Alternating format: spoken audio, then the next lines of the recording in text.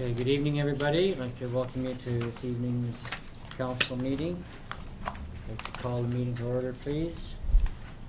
And council, we have to adopt a series of minutes.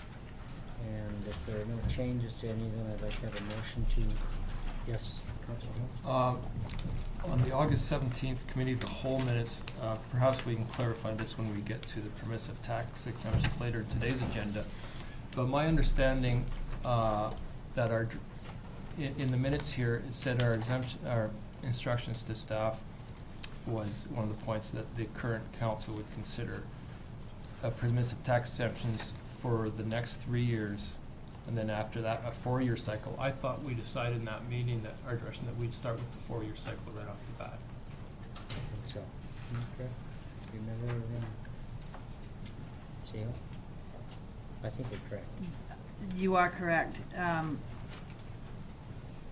This was the meeting in August, but even at that meeting, we actually had a misunderstanding between staff on that. We had a discussion on that, and so we should update that. We should leave these minutes off until next, That's the August 17th Committee of the Whole. We can leave these ones off of this agenda and approve them next time with going back to the notes. Okay. Okay, thank you, Councilor Holmes.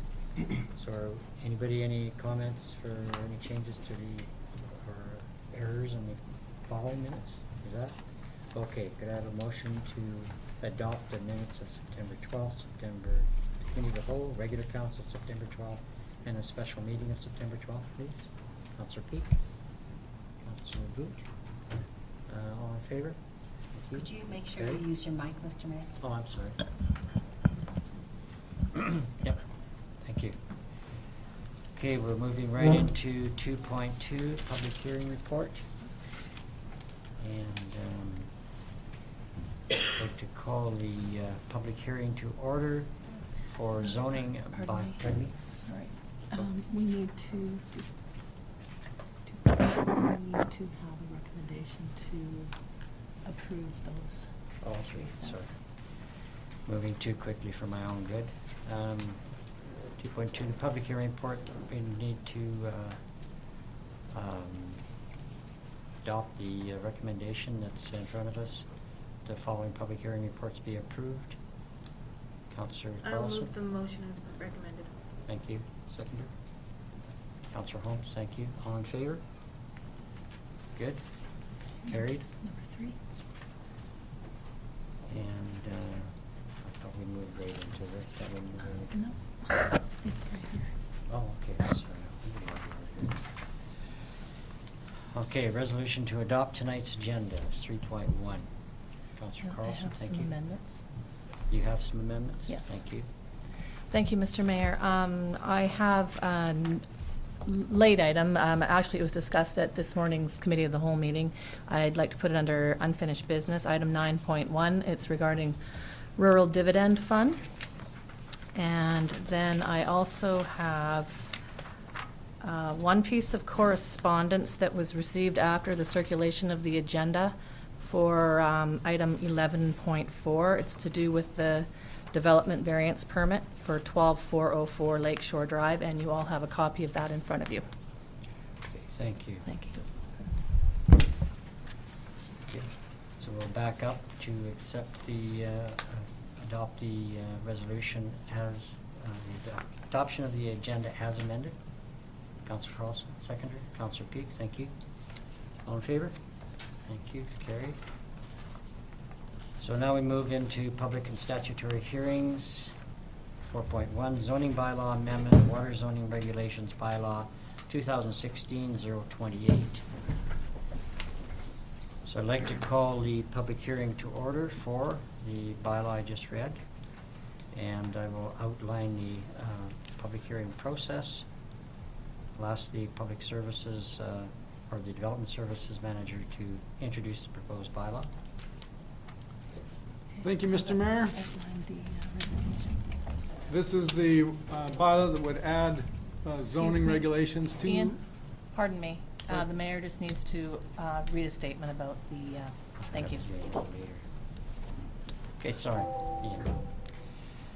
This public hearing is being held pursuant to Section 465 of the Local Government Act. During this public hearing, anyone who believes that his or her interest is affected by the proposed development will be given a reasonable opportunity to be heard or to present written submissions respecting matters contained in the bylaws that are subject to this hearing. All information, correspondence, petitions, or reports that have been received concerning the subject bylaws have been made available to the public. Council may ask questions of staff and public, but once the public hearing is over, no new information can be received. Council debate on the bylaw will take place when the bylaw is considered after the conclusion of the public hearing. At that time, any questions of staff will be for clarification purposes only. I will be inviting the public to come forward and present their comments. Speakers are asked to state their names and address for the record. Speakers are encouraged to limit their remarks to 5 minutes and should include all of the relevant information in their presentation. Further opportunity will be afforded for all persons to speak a second or third time once all persons have had an opportunity to speak. I'd like to ask the Director of Development Services to introduce the first item, please. Thank you, Mr. Mayor. This is the bylaw that would add water zoning to our zoning bylaw.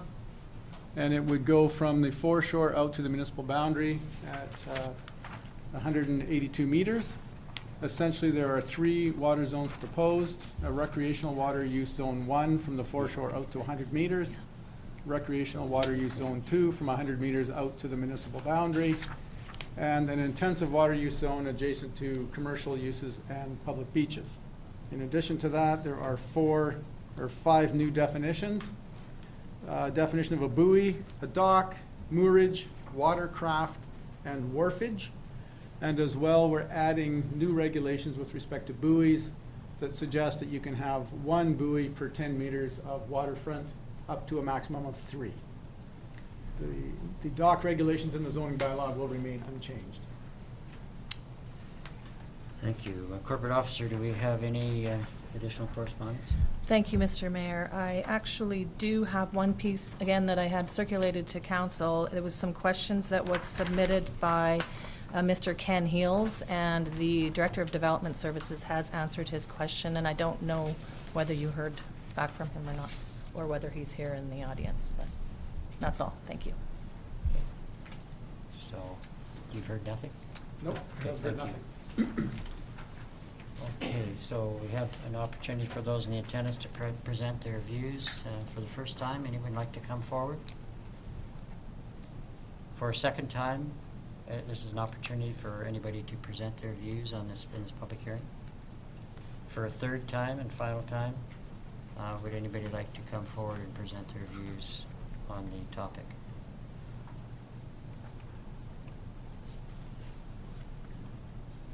Is there no one? No? Okay, later. Okay, I'd like to ask council for a motion to adjourn the public hearing, please. Councilor Holmes? Councilor Carlson, thank you. Okay. So, do you have any delegations? No delegations tonight, so we have an opportunity now for public comment on any highlighted item in the agenda. Does anybody have anything to come forward with?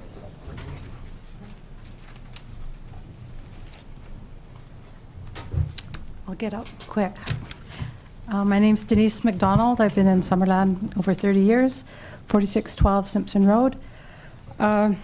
Thank you for giving us the opportunity to speak on topics on your agenda tonight.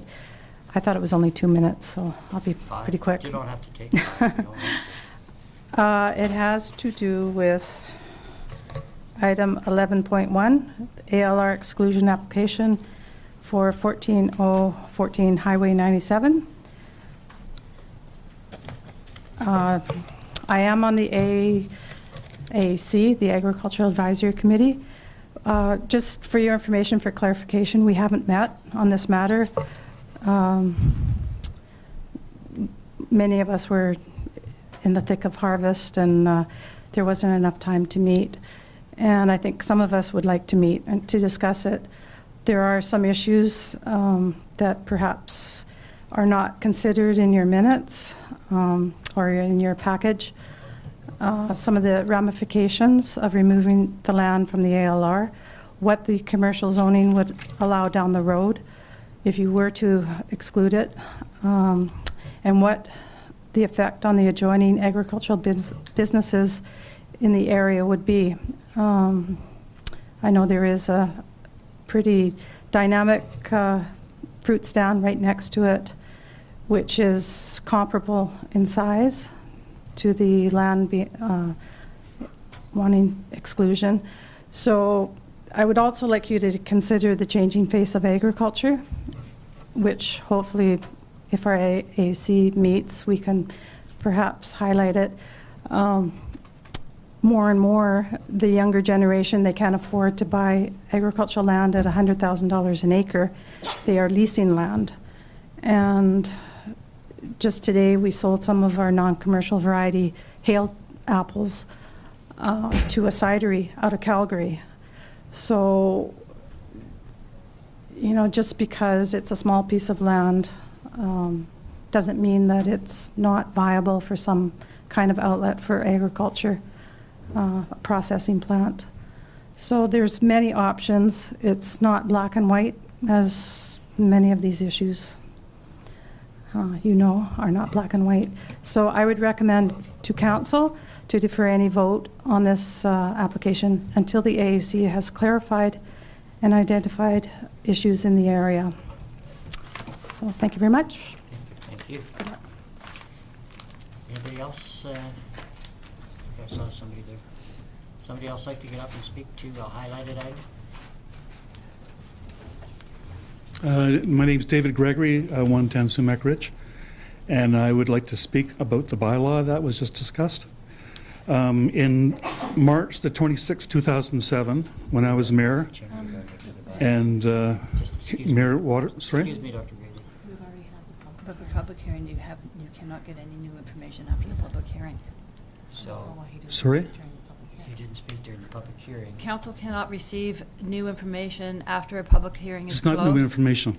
It's not- new information to council. It should have been brought up at the public hearing, This is a comment on the bylaw that you're going to pass? which Tonight? is the public, a result of the public hearing. Yeah, so this is a question on one of the highlighted items Just on the hang agenda. Just hang on. I would understand that there's an opportunity during the item itself, isn't it? No, No? there isn't. Okay, there isn't. And which, is this 14.1 we're talking about? Yes. 14.1 is not a highlighted item, and that's because legislatively, council cannot hear information after a public hearing is closed.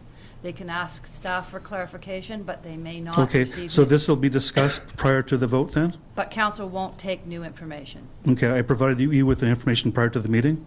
So that'll be discussed prior to the vote on the bylaw? If you've provided information to us, then Yeah, yes, council has I it. did. Yeah. Thank you. Okay. Thank you, Dr. Gregory. Anybody else like to speak to any highlighted item? Okay, we'll proceed then and move on to my mayor's report.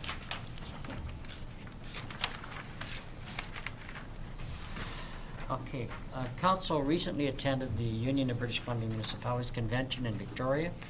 It was very successful in a number of areas.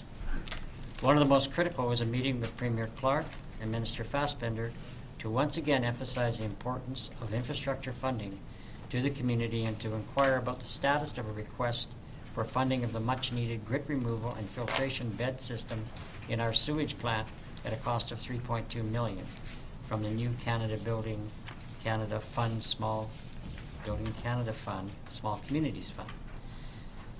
The application emphasized the importance of the work to allow for community growth capacity, plus meet all our environmental responsibilities with regard to discharge of treated effluent into Okanagan Lake. At the meeting, the Premier informed Council that the provincial government was about to launch a new infrastructure funding program and that we were one of the first communities approved for funding under the new Clean Water and Wastewater Fund. This new program will be 50% funded by the federal government, 33% by the province, and 17% by the municipality. The breakdown used to be 1/3, 1/3, 1/3 by all the various levels of government. The province provides In this case, 1.054 million, and the District of Summerland share is $538,366. The council has brought the importance of this project to the attention of the province, and this is paid off with the announcement of the success of the application for funding. That was a good bonus for us. We felt pretty good about that. In the meeting with the Premier, we also received very good news that we were successful in our application for $100,000 for the Economic Development Initiative for Summerland under the province's Rural Dividend Fund program. The district will engage an economic development project coordinator for a 1-year period. This individual will work with the Mayor's Task Force on Economic Development. There are 4 specific activities to be addressed. 1, developing clear communication material regarding municipal services and processes. 2, development of wayfinding strategy within the community. 3, research into the development of the agri-tech sector in Summerland, and the development of an economic development strategy action plan. We also discussed Summerland's proposal for a pilot project for integrated administrative services with the local school board, with Premier Clark and Education Minister Bernier. They showed very positive interest, appreciated our initiative, and urged the district to discuss the proposal with MLA Linda Larson, who is leading a task force on rural education strategy. The District of Summerland is very serious about the possibility of a pilot project, and if successful, it will be a useful model for other rural communities. We also met with Minister Bond's staff, the Ministry of Jobs, Tourism and Skills and Training, regarding the economic health of the Kettle Valley Railway steam train. They agreed that KVR is a provincial and federal treasure and an important aspect of BC's history. We stressed that the KVR is an integral part of the district's tourism industry, and costs of infrastructure, etc., and repairs are beyond the KVR society. The ministry staff will follow up with the district to discuss opportunities that may be available for the KVR. Also, we met with Minister Stone, the Minister of Transportation and Infrastructure, regarding the Lakeshore Trail to Penticton. The Minister recognizes that cycling tourism is growing in importance to the region and to BC. The province funded 2/3 of the current planning study, which is underway. Once the study is completed, we asked that the provincial government fund the construction of the pathway. Minister Stone, in our meeting, then went ahead and urged his staff to accelerate the planning study process. And I'd like to thank my fellow councillors and staff for their efforts and preparation for our discussions with the Premier and other government ministers and staff. In addition, I'd like to thank MLA Ashton for his hard work on our behalf. Overall, Council's attendance at UBCM was valuable. Having the opportunity to meet with the Premier, Cabinet Ministers, and senior staff of various ministries to discuss opportunities and challenges facing Summerland, and to attend educational sessions, learning more about creative solutions other municipalities have found in dealing with common current issues such as affordable housing, marijuana grow-ops, etc., brings perspective by council to the municipality, as many of these items are discussed at the council table and throughout the community. So it was a very comprehensive set of meetings, and I'm glad all our council was able to attend, because the networking is tremendous and assists us greatly in achieving our ends for the community. And that's my report. Excellent. Mayor and Council, I just a couple of things. First of all, I did want to officially announce, most of you already know, or all of you already know, but the impending retirement of our Director of Finance, Laurie Coates. She will be retiring in December, but she'll be on holidays for part of November. So, and so she will be here for one more council meetings. But I did want to say that in a public forum today. So both of those two over there at that table will be retiring in the not too long future. I just wanted to bring council's attention to the work, the continuing work on the water shut-off for March 2017.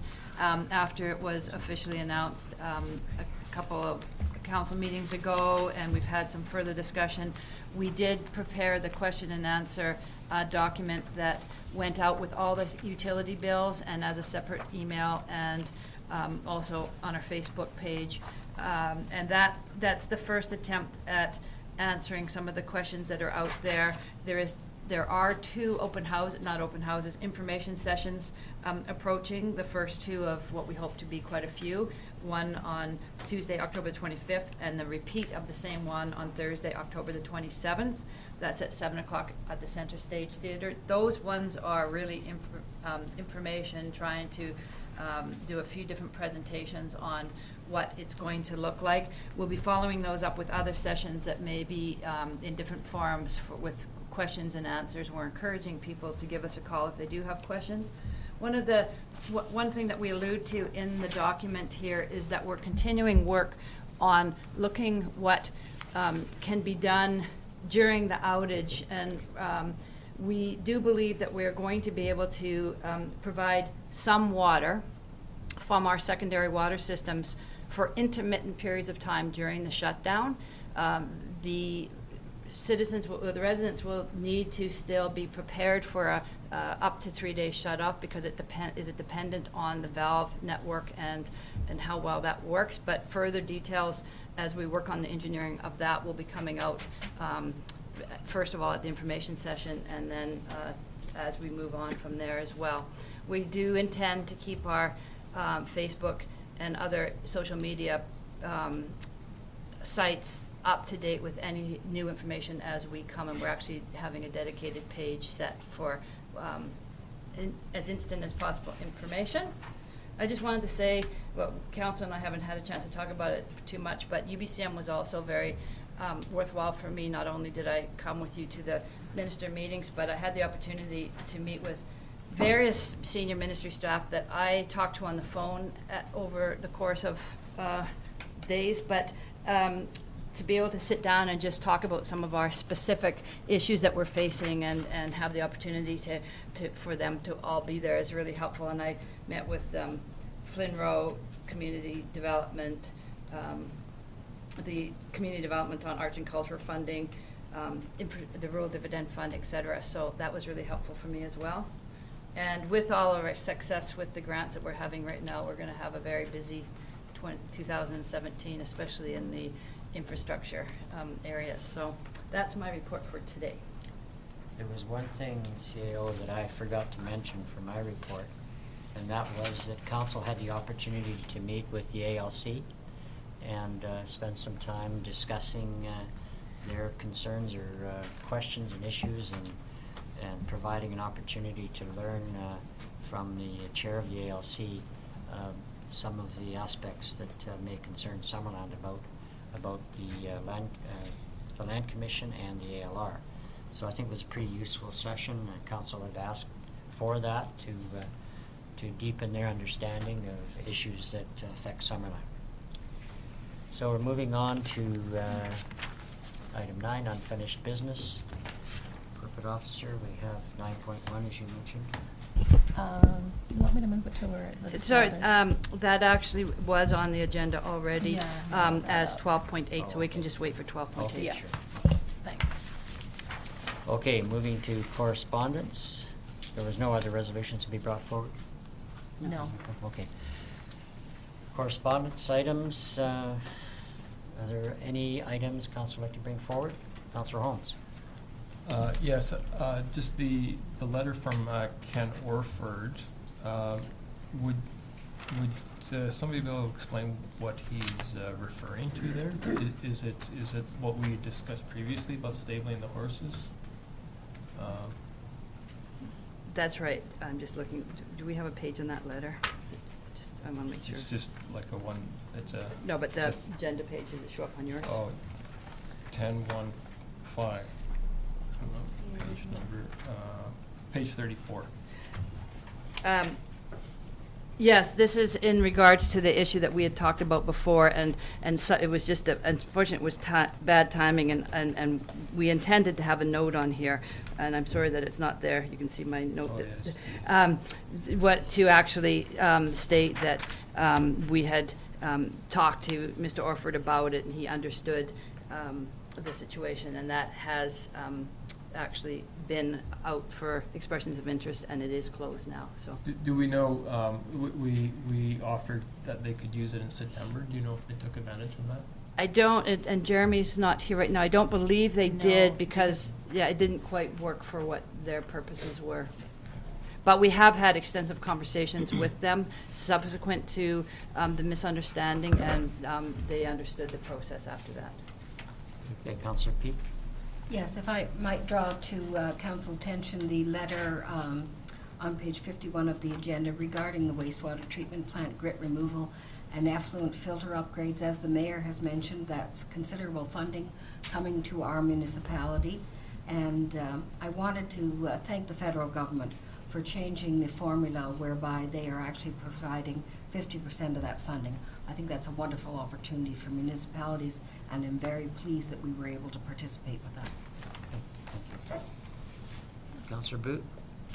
Just very quickly, the letter on page 54, Parkdale Place Housing Society, their concern of the crosswalk across from Center Stage that crosses Rosedale at Angus Street, the visible barrier. I see that it's been referred to Works and Utilities to review and respond, but I myself have almost been hit more than once in that crosswalk. So that this is something that really needs to be taken care of. Okay, thank you. And council will be provided with that response and the direction, so once it occurs. I think it's just a matter of how high those grasses are, is that what it is? Well, they're asking for the reduction of the Russian sage that's Yeah, in the yeah. thing. And they're also asking for yellow flashing light at the crosswalk like there is down by Tim Hortons, crossing see. the, yeah. Yeah. That's what it says in the letter. Yeah, that's right, it does, yeah. Okay, anybody else, anything? Okay, could I have a motion to receive the correspondence items, please? Councillor Barclay? Seconder, please, Councillor Carson? All in favor? Motion is carried, none opposed, thank you. Moving on to 10.2, commission minutes. Would you like to pass, is there anything there that you'd like to bring up, Councillor Carlson? Just a couple of questions about the Heritage Advisory Commission minutes. I note that there are a couple of motions that have been moved and seconded, including that a heritage plan get underway as soon as possible and a heritage protection bylaw, and that there's some information about Giants Head Park maintenance. And I just wonder what is the process staff undertakes now that those are in these minutes?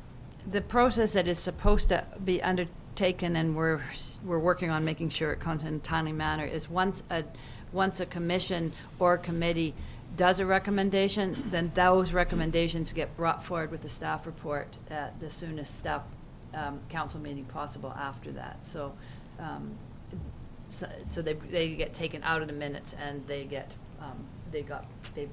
are brought to council. So if we go ahead and bring this, we pass the minutes and we approve it, doesn't mean that within the next couple of months, as soon as possible, we start a heritage. No, it means that you're accepting the minutes, but the recommendations aren't resolutions yet, Okay. so you would take, the resolutions would come forward, and then council would determine whether or not they want to take that recommendation or not. Okay, thank you. Okay. Anybody else?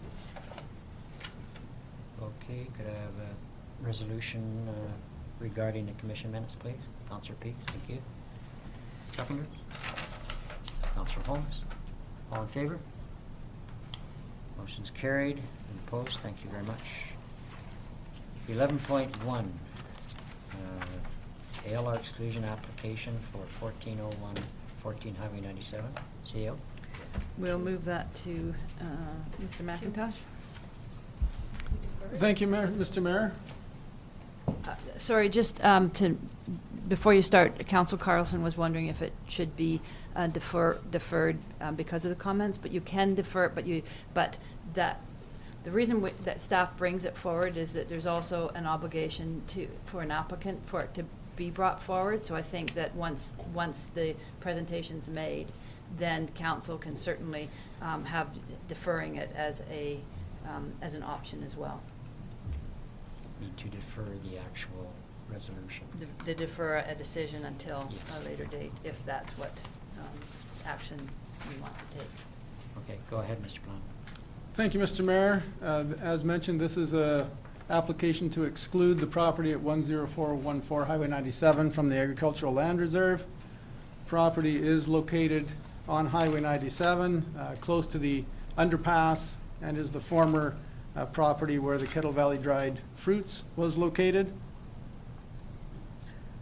The property is within the Agricultural Land Reserve, as you can see there, the boundary.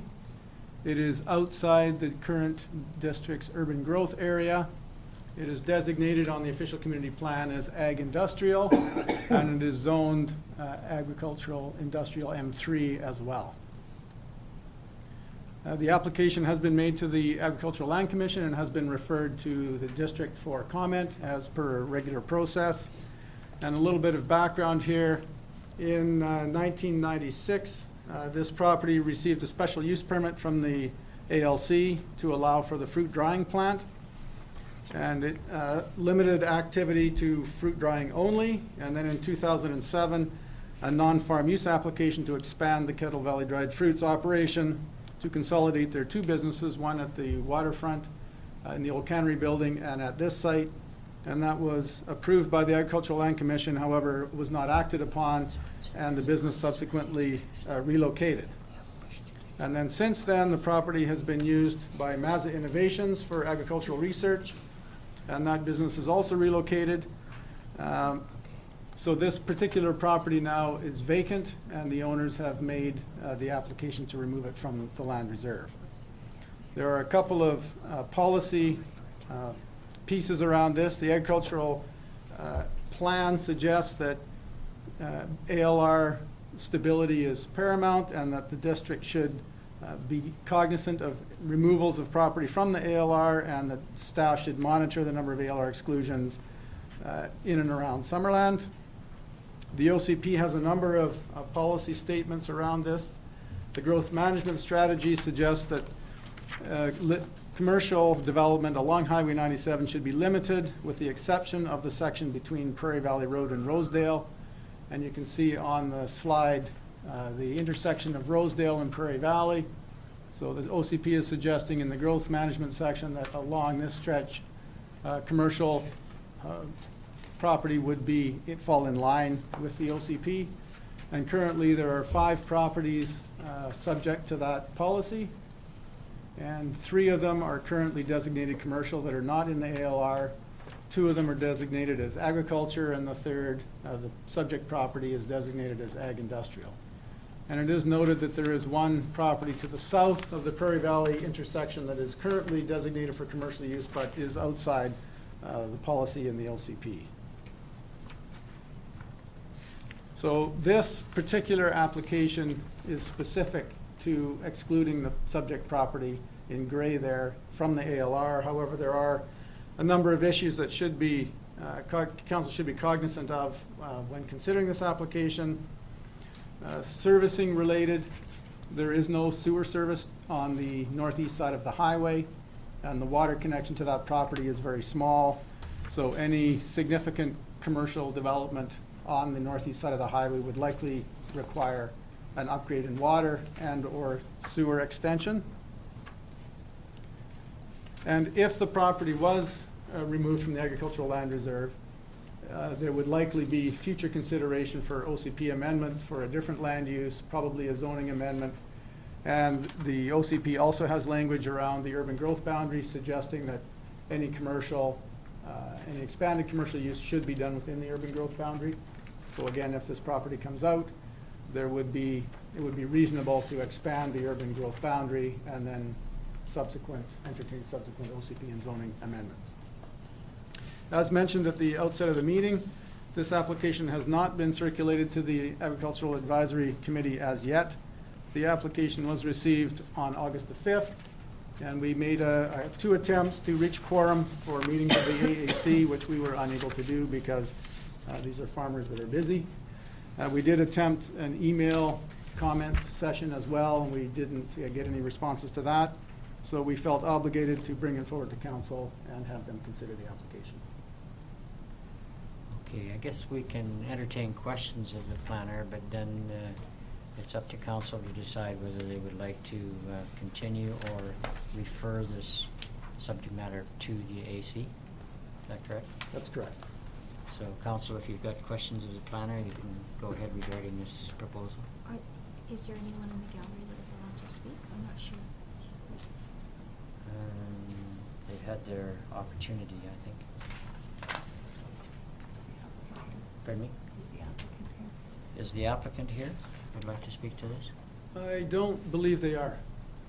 No, okay. Councilor Holmes?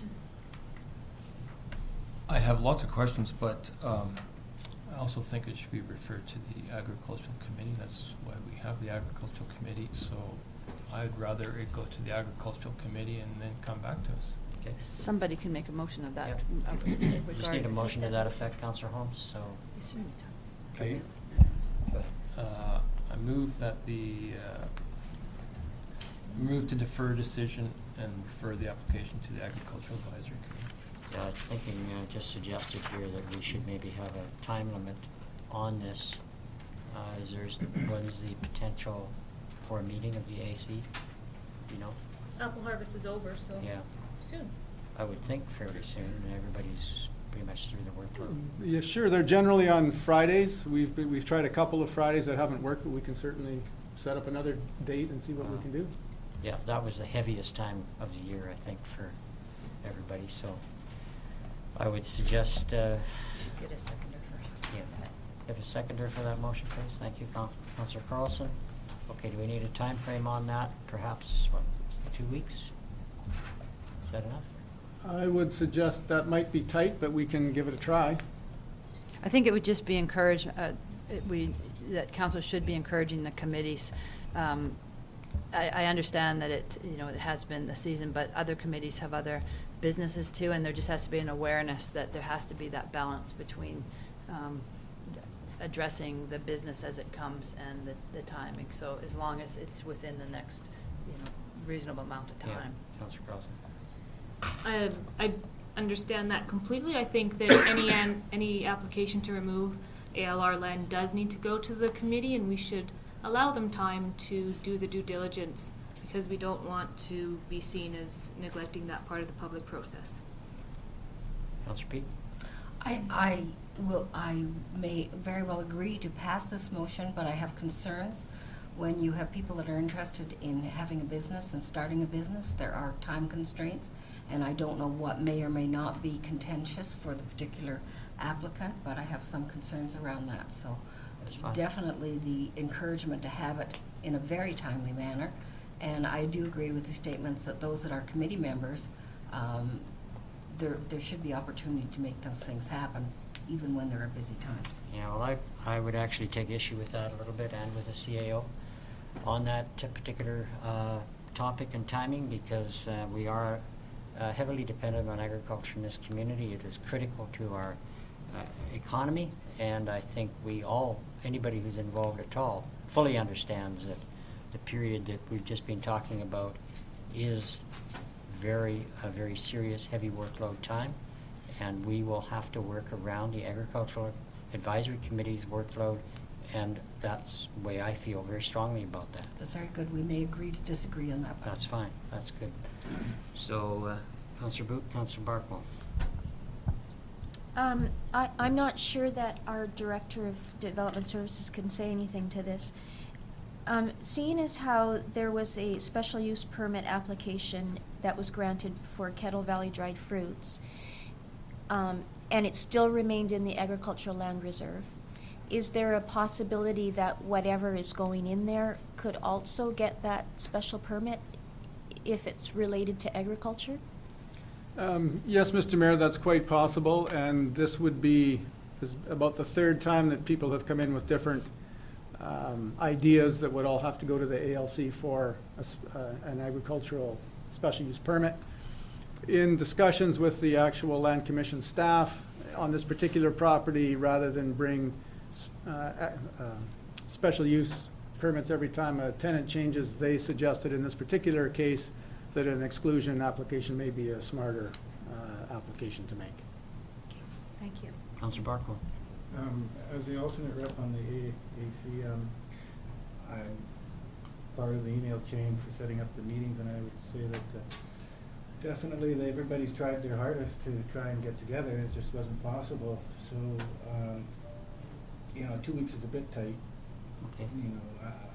I think that they've made a sincere effort. It just was, and the applicants, they've had lots of time to decide to put an application in.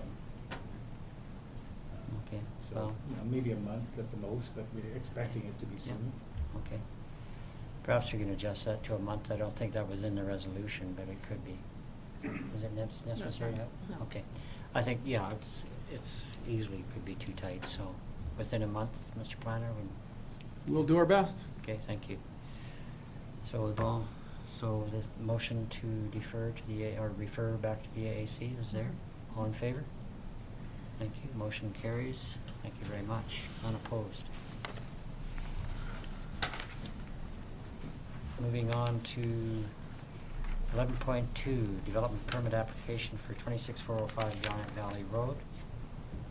Mr. Planner, do you, Yes, thank you, Mr. Mayor. This is a environmentally sensitive and riparian development permit area, and it's the owners of the Okanagan Crush Pad, and they're talking about doing some more riparian restoration work along Eneas Creek in the area on the other side of Garnet Valley Road, which is not in the ALR and is designated in zone forestry grazing. There's the riparian area along the edge, and they're wishing to do some additional, this is phase 2 of their remedial work. So this application has been reviewed by our environmental planner in full support, and we're recommending that the permit be issued. council questions of the planner? Or actually, no, pardon me. Is the applicant present? Yes, please come forward if you'd like to make a comment.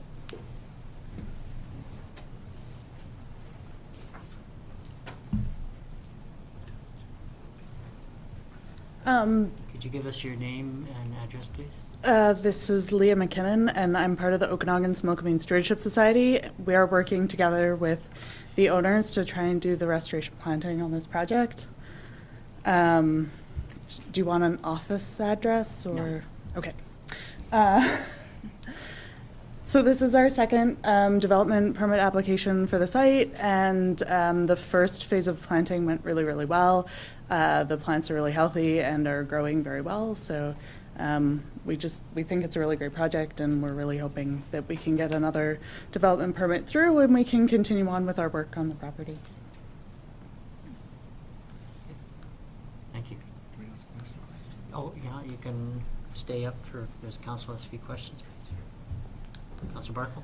Are there invasive species that you have to take out to put in the natural species there that in your refurbishment? There are a few invasive species on the property. It's in a reclaimed old hayfield, so mostly it's a variety of grasses, and they actually we don't need to take those out because they're outcompeted by the native plants once they get big enough to shade them out. There is some worry about yellow flag iris on the site, but the yellow flag iris grows directly in Eneas Creek and requires a whole other permit to get out, so we're not doing that at this time. Thank you. Councilor P? Yes, thank you very much. I was wondering, is this a project one that was initiated by the Stewardship Society or by Okanagan Crush Pad? It was a joint project it was brought to our attention by the SOSCP, so the South Okanagan Smokemean conservation. You're doing really well. Project, one of those things. Bryn White heads that up, and she had been in touch with the crush pad about the project. I think the crush pad came to her, and she brought it to us. Very good, Leah. Thank you very much. I think it's a terrific project, and I think it's a really good opportunity. Councillor Boot, did you have a question? Anybody else? Someone like to bring the resolution forward, please? Councillor Peak.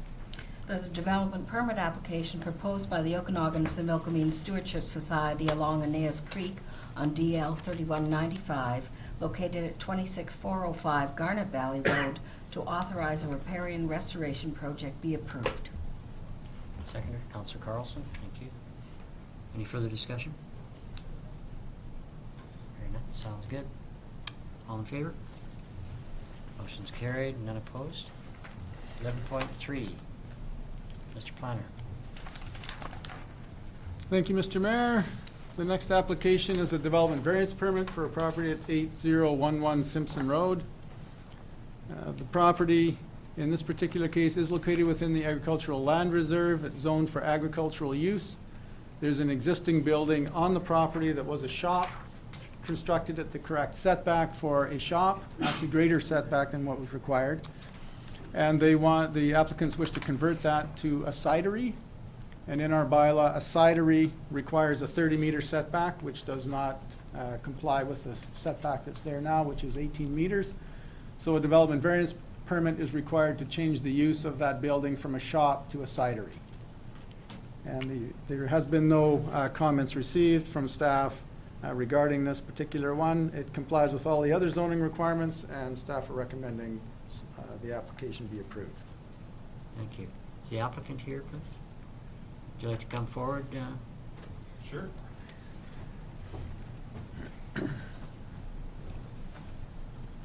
My name is Mike Petco. I live at 8011 Simpson Road and operate Nomad Cidery there. We're trying to anyway, if you guys vote yes. So open to any questions. We sold products last year, trying to move our business. We have been living in Summerland for 5 years now, but made cider down in Oliver, trying to move that up here to Summerland and bring the tourists here. Okay, Any questions? Any questions, council? I guess not. Thank you very much. Okay, thank you. Is there any member of the public would, oh, Councillor Carlson? If you have Okay. Any member of the public like to make a comment on this application?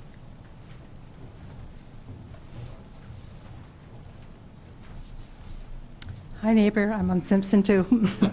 Maybe you'd like to join the Ag Advisory Committee. We need some members. Solicitation. Blatant. I didn't realize we had a moment for advertising in there. Yes, we do. Okay, Councillor Carlson, like to bring it forward? I will move the resolution that the development variance permit application for lot 16 DL 439, ODYD Plan 218, located 8011 Simpson Road, to vary section 8.1.6B of zoning bylaw 2000-450 to allow a cidery to be located 18 meters from an interior side lot line be approved. Seconder, please. Councillor Trainer, thank you very much. Any further discussion? Can't have too many cideries. Actually, I'm in favor of ciders. But I guess what the key thing here is it is taking advantage of a building that's in place, and we're allowing the situation to continue so that there's no disruption in the way that the setup is done. So, did we go through and all approve? Yeah, thank you. Okay, moving on to. We have to vote on this. Oh, I thought that's why I asked. Sorry. All in favor? Thank you. Motion's carried. Got ahead of myself. Okay, we're into 11.4. Development variance permit application for 12404 Lakeshore Drive. Yes, thank you, Mr. Mayor. This is a development variance application that involves two properties at 12404 Lakeshore Drive. Properties are located at the corner of Butler Street and Lakeshore Drive. currently designated on the OCP for low-density residential use and zoned RSD1, which is our single-family residential zone. And it's a very interesting application. There's a current one house spanning 2 properties in this particular location. And the owners wish to demolish the old house that's there and construct 2 single-family houses in its place. And the lots are very narrow, so with the setback requirements, it would be almost impossible to build a house, particularly on the side exterior lot, as the setback is larger on a side exterior. So in this particular case, they want to vary the interior side lot line from 1.5 meters down to 0. So essentially constructing 2 single-family houses touching each other. So it would in fact look similar to a duplex, but it would be 2 single-family homes each on their own lot. There is another couple of variances associated with this. One is they also wish to reduce the side exterior, which is the lot line facing Butler Street, from 4.5 meters down to 1.5 meters. And because they are lowering the grade on one side of the building to allow for, instead of putting in window wells, they're lowering the grade to allow light into the basement. It makes a technical increase in the height, even though the top of the building is the same height. The ground is lowering, so they are requesting a variance to the maximum height from 9.5 meters to 10.5 meters. And that is what the building will look like. The parking is going to be off the rear lane in 2 garages. In this particular case, because there is a variance required, staff in reviewing this have suggested that the access is going to be completely off the rear lane, which is unconstructed. It's currently gravel and grass. So staff is suggesting that that rear lane should be improved, paved from the side interior lot line down to Butler Street. In addition, there's a current asphalt curb along Butler Street that goes along the frontage of the property. This is an asphalt curb down to approximately here. And staff are requesting that that be replaced with a concrete curb and gutter all the way around to the edge of the property here. And as well, drainage provisions be installed at the corner of Butler Street and Lakeshore Drive. And the cost of that is in the neighborhood of $20,000 for all those offsites. The lane paving component is, I believe, about $2,600. Lane upgrading is $3,000. And the remaining upgrading is $16,723.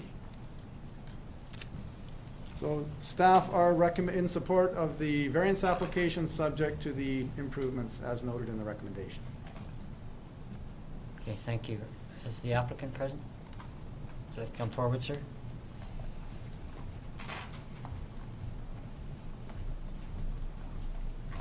Hi, Rob Young, and future resident of 12404 Lakeshore Drive.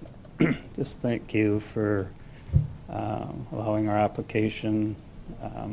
Ian described the building. I guess you can see the rest of the development. We're very excited. We think it's going to be a great addition to the neighborhood. We've lived in the neighborhood for 2 years now, and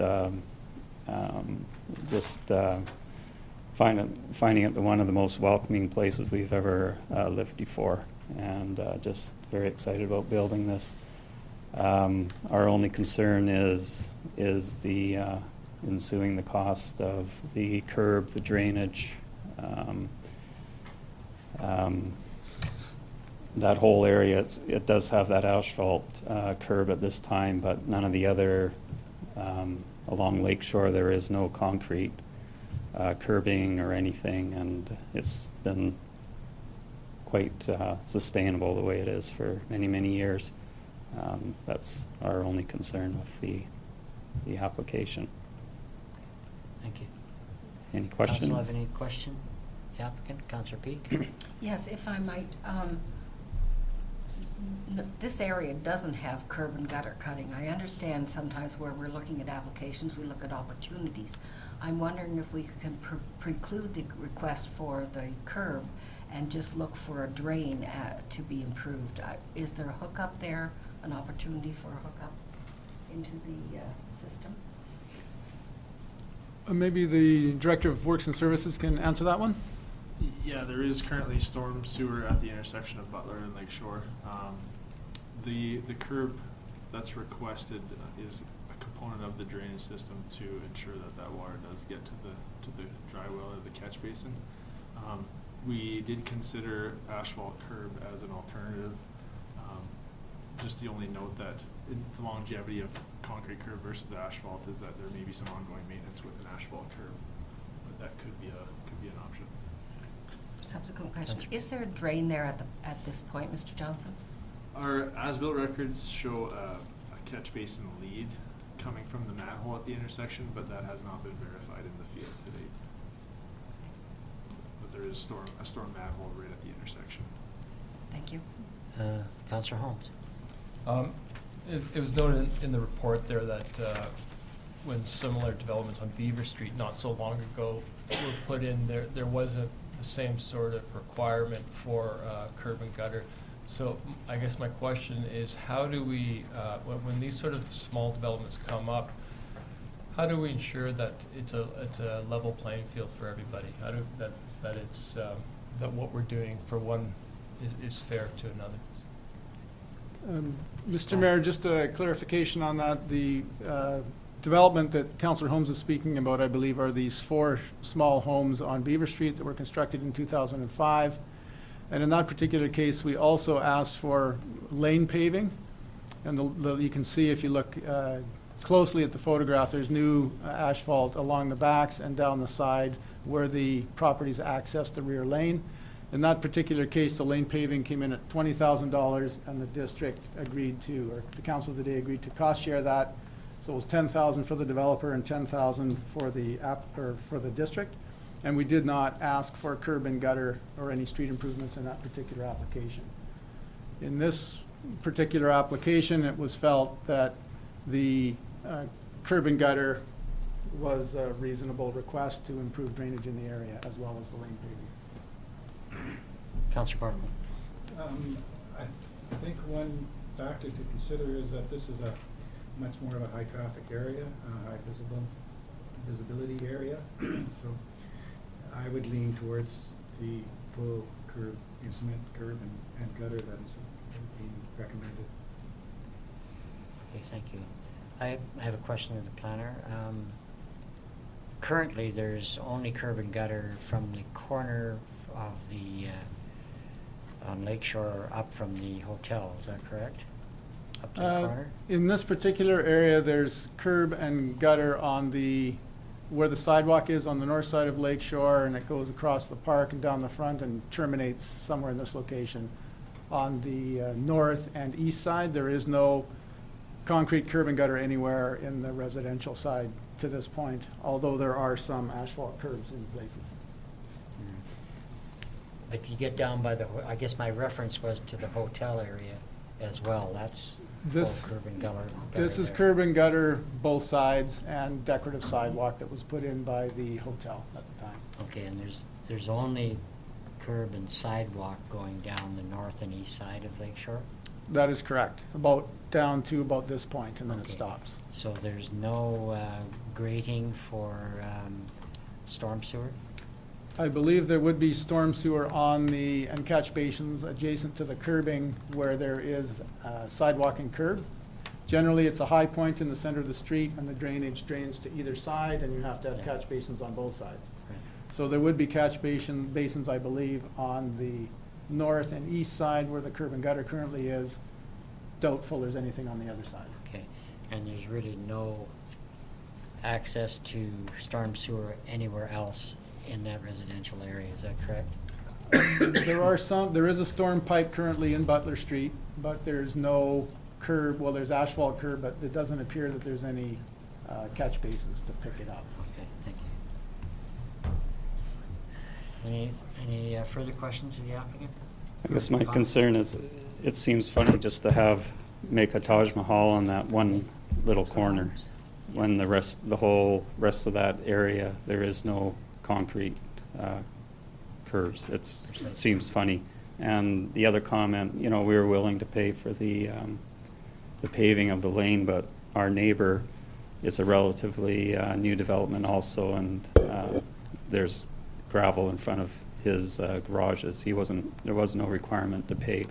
So the pavement's going to stop at the edge of our property line, and then it's going to be gravel for the rest of the lane. Councillor Trainer, then Councillor Holmes. That was something that I was going to ask. If there's other new development in that area, are those homes or those redevelopments subject to the same parameters? If we're talking about residential development, residential development is exempt from any off-site requirements as a condition of building permit. So the new house to the north did not need any variances, so we had no opportunity to ask them for anything.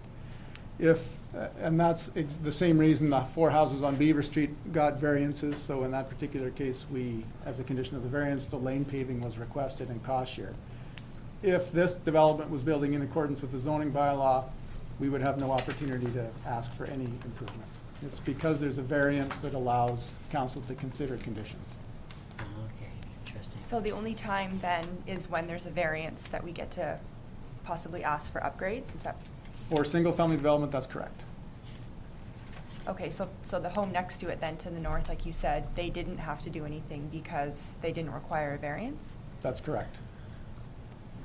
Okay, thank you. Councillor Holmes. Yeah, I'm not sure if my first question was really answered. How do we ensure a level playing field here? Why don't we consider cost sharing in this case when that was what was done in the other case?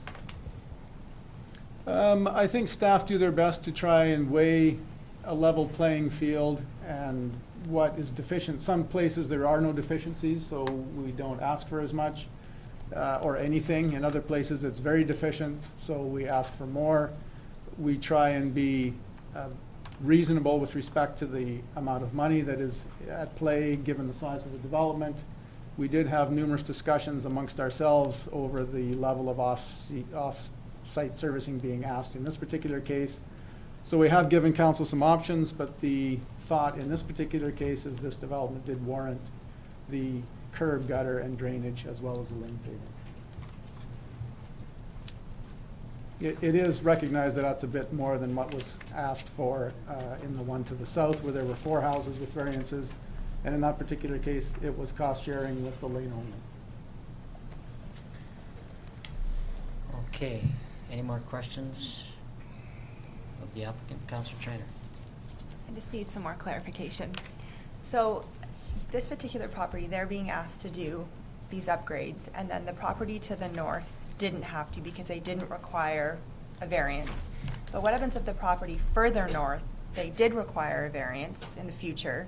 Then possibly we could have a section of paved, like back lane, and then gravel, and then another section of paved.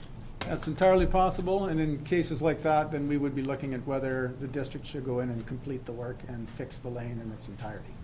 Okay, thanks. Okay, any other questions of the applicant? Okay, thank you, sir. Thank you. Is there any member of the public who would like to come forward? Yes, please. Go ahead, sir.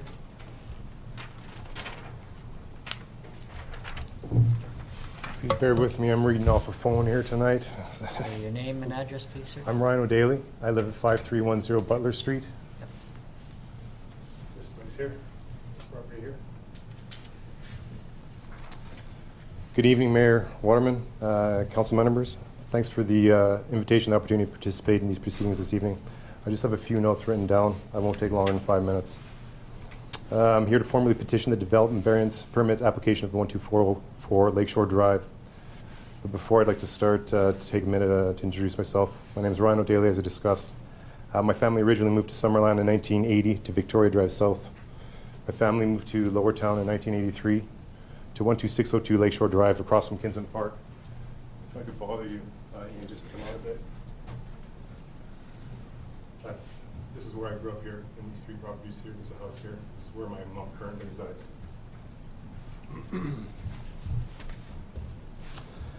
I've been a long-time resident of Lower Town since 1983. I've watched this quiet, slow-paced environment change over the years since the building of the pub and the hotel north of Lower Town. I purchased my house on Butler Street in 2013. I've since cleaned up the property substantially since the previous owner if I could bother you again, Ian, just to zoom in.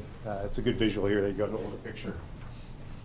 I've spent approximately $20,000 inside the house as required to fix it up, but I've spent about $15,000 in tree removal. Hard to say here, but almost all the trees on that property have been removed. There's a corporate tree here, another one there, and a maple tree here. Everything else has been wiped clean. It's definitely a work in progress, though.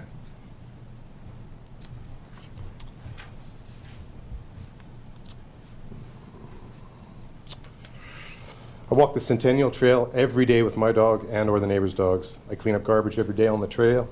I clean up dog feces every day on the trail. I've been walking this trail since 1983, long before it became an incorporated trail for the public. I formally submit my petition as offered by the Corporation of the District of Summerland. I petition the design to allow the requested variance permit application. First of all, I propose the lot setback to be 1.5 meters as per the zoning bylaw.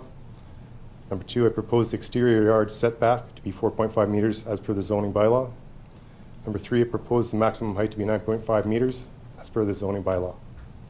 I have a couple of topics I'd like to briefly touch on here before I come to a conclusion. I have 7 topics to touch on here. First one, being the loss of the lake view on my property. Currently I have a wonderful lake view of the Okanagan Lake and would like that to remain. This is one of the main reasons of me purchasing the property. Allowing 10.5 meters instead of the zoning bylaw of 9.5 will distract and hide from the current lake view. Number 2, neighborhood noise. Since the addition of the pub and the hotel in the area north of Lower Town, these properties have added a significant increase in noise pollution factor to the environment compared to before these properties were developed. Since the development, as an example, on Beaver Street, these properties as well have added a significant increase in noise pollution factor to the environment compared to before these properties were developed. Number 3, parking. Parking is a huge concern down in Lower Town. It was a huge concern as a kid when I was there. Parking is an issue now, has been since my family moved into Lower Town in 1983. I'm constantly cleaning up the corporation easement north of my place since 2000. If I could borrow you again there, Ian. I can reach here, this whole easement here, I've been cleaning systematically for probably the last 12 years. With no charge to the corporation, doing it on my own time. It's part of being in the neighborhood. So I'm constantly cleaning the corporation easement north of my place since 2000, which seems to invite illegal dumping and parking. Parking will be a larger issue with higher density, more people, more cars. Allowing a yard setback of 4.5 meters instead of the zoning bylaw will amplify the lack of parking situation greatly. Wireless signals, anywhere from 10 to 12 wireless signals at my current residence. This number does not reflect the wireless for water meters. More people will mean more wireless signals broadcasted into my home. Alley traffic. Alley traffic has increased substantially since the 4 by 25 foot wide builds on Beaver Street, as shown there earlier. Lots of new families in the neighborhood. I've seen too many near misses to count the number of people in a mad rush to get somewhere forgetting about this residential neighborhood. I hope and aim for safety of all people within Lower Town. Number 6, more pets and animals. I've always been a dog owner and currently own one. I've seen a dramatic increase in people not abiding by the law to leash their animals. More people equals more dogs. More no leash equals more dog confrontation and surprises. And finally, number 7, construction issues. I have extreme concern for the residents of Lower Town during construction. As others have developed in the area, there's been great disruption, all of the before mentioned topics, parking, noise pollution, alley traffic.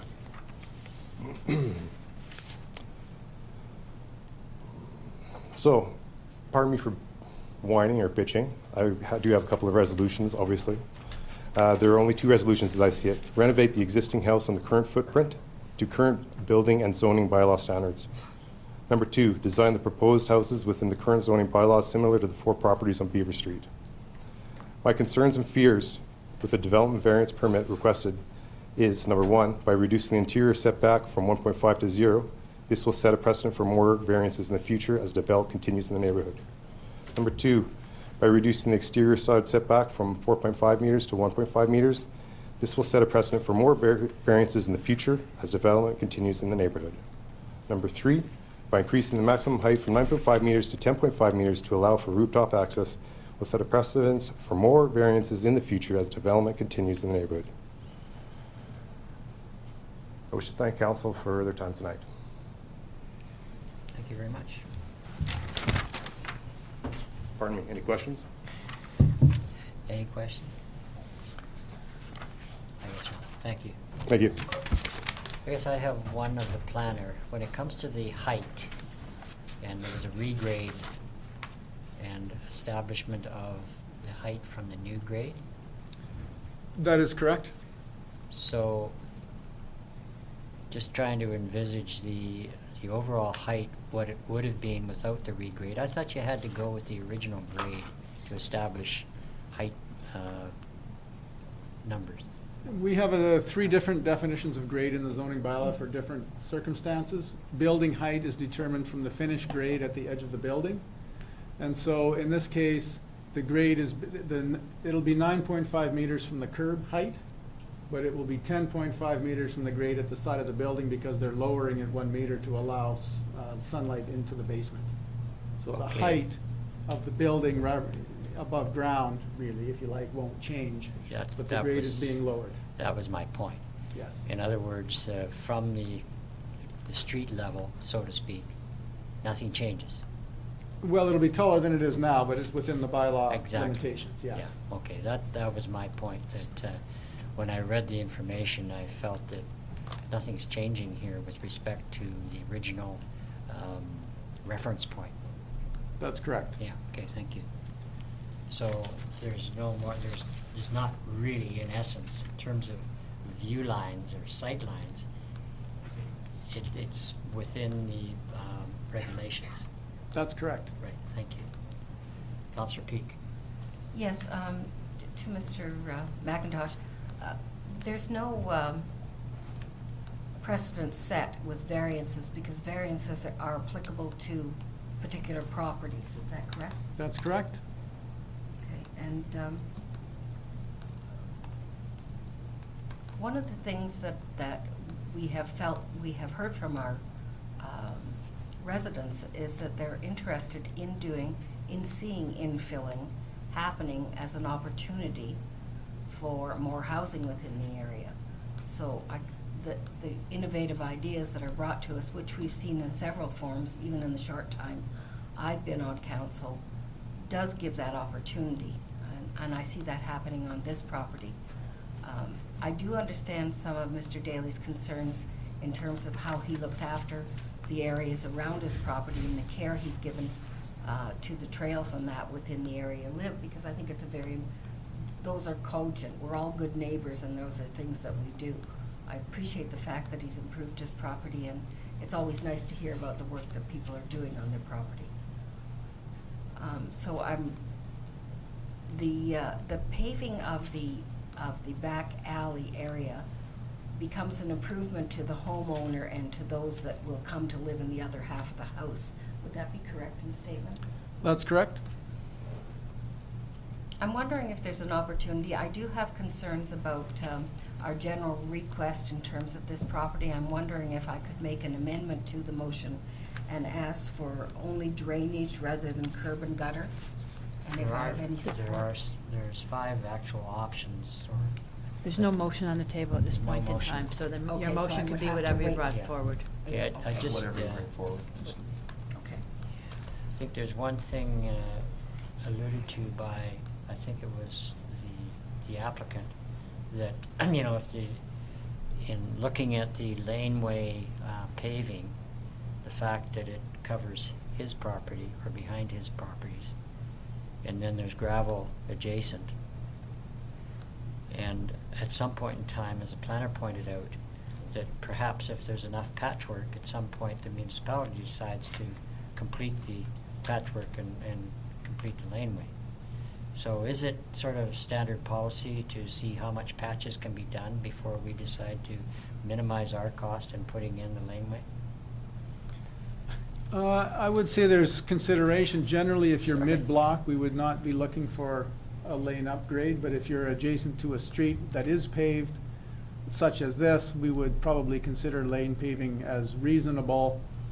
And if the house at the very other end, adjacent to the street, was doing the same thing, we might ask for some Yeah. there too. And then the centerpiece, we would look at depending on complaints in the situation. Yeah, I guess, you know, I think it's definitely an upgrade that, even despite my comments of a moment ago, and it was, you know, probably brought on by what I was seeing, but at the same time, an upgrade in the lane would be an advantage overall.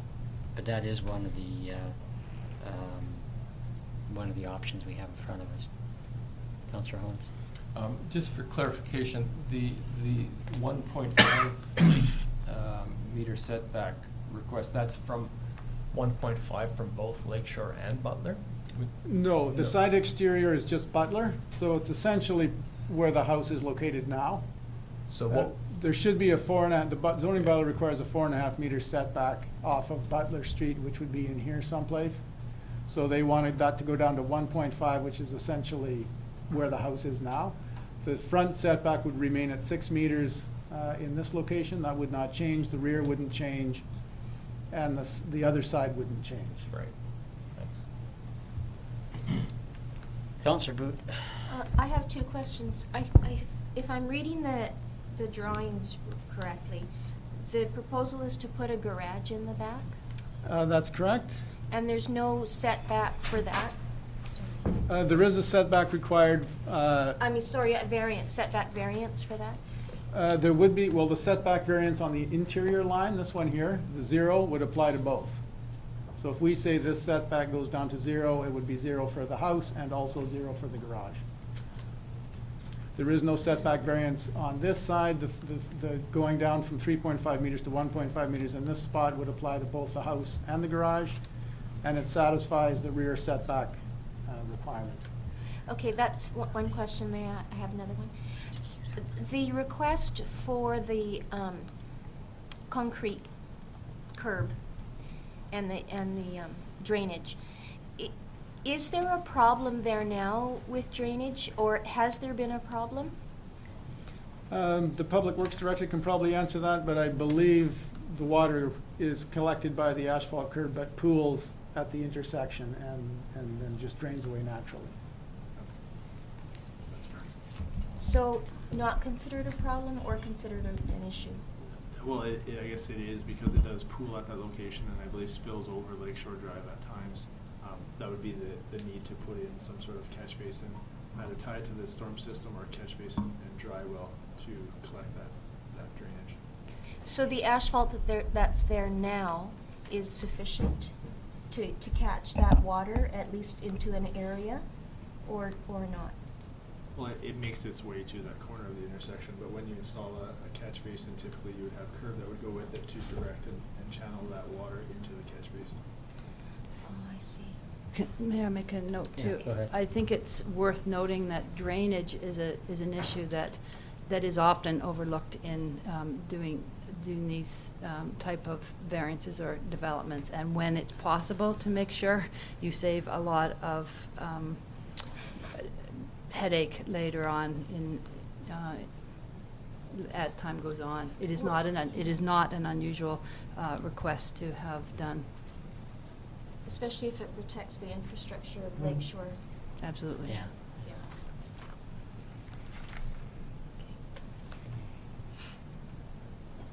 So what's council's wish? You've got some options in front of you. You've heard the discussion and the explanations. Councillor Barklow. I move that the development variance permit for application for lots 29 and 30, Block 52, District Lot 455, ODYD Plan 157, located at 12404, be moved as written because it's a long one. Be approved is Be what you're... approved as written in the agenda. Thank you. We have a seconder? Councillor Carlson. Okay, I guess I have only one concern with the 0 aspect between the two buildings. I noticed there were no comments from the fire department, yay or nay at all? No, the fire department has adequate access on Butler Street and Lakeshore Drive, and there's no issues at all. Okay, thank you. Was my only concern there. Councillor Peak? In consideration of discussion from the staff, I won't look to move an amendment on this particular motion. Thank you.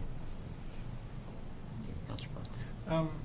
So on this type of construction, isn't it, would you call it essentially a duplex? You could call it a duplex, but technically we can't because it's not zoned for duplex. It is single-family houses, and this one does not share a common party wall. They are two separate buildings, so they could be removed and reconstructed separately, whereas a typical duplex you can't.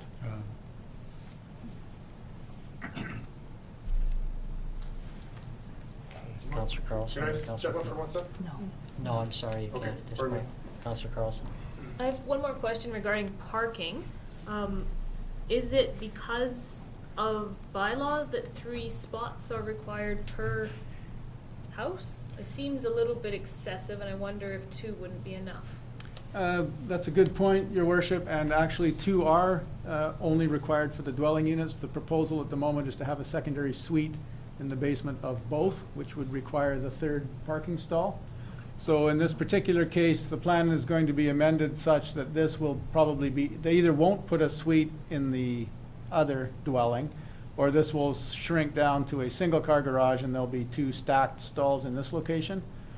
And in this particular unit, there will be a secondary suite, and the 3rd parking stall is off Butler Street in this location. Okay. So the extra spot is for a suite, if there is one. Councillor P. Yeah, when this kind of construction is done, does this make it 2 lots? Are they conveyable lots, or does that stay as 1 lot? That they are 2 lots currently, and they will remain as 2 lots. They can be sold independently, and there's no strata attachments at all. They're completely 2 separate lots with 2 houses. Thank you. Okay, I guess my only comment, and from what I've said earlier, was concern about, asking this individual to proceed with this degree of upgrade compared to other properties. And I guess, when I look at this, this is why each is, I believe, considered individually when we look at properties. Is that looking at the drainage aspect there, and as the CAO just said, looking for some aspect of improvement in terms of roads, the infrastructure itself, and the fact that we actually have a storm sewer there that we could take advantage of.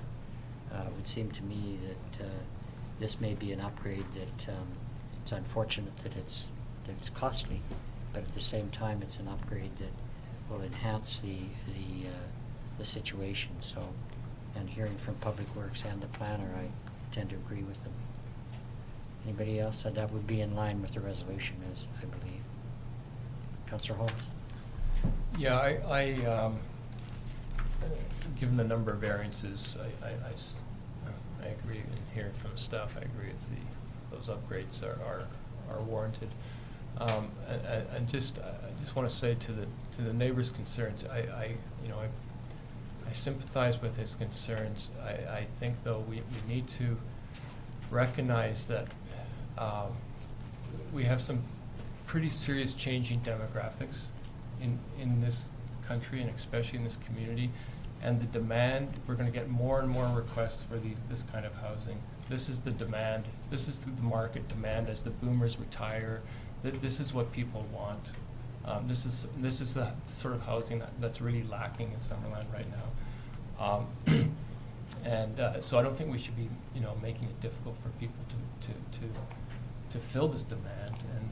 And what's happened in the past is that it's been we've made it much easier for people to build these McMansions, which 10 years, 20 years from now, nobody's going to want to live in.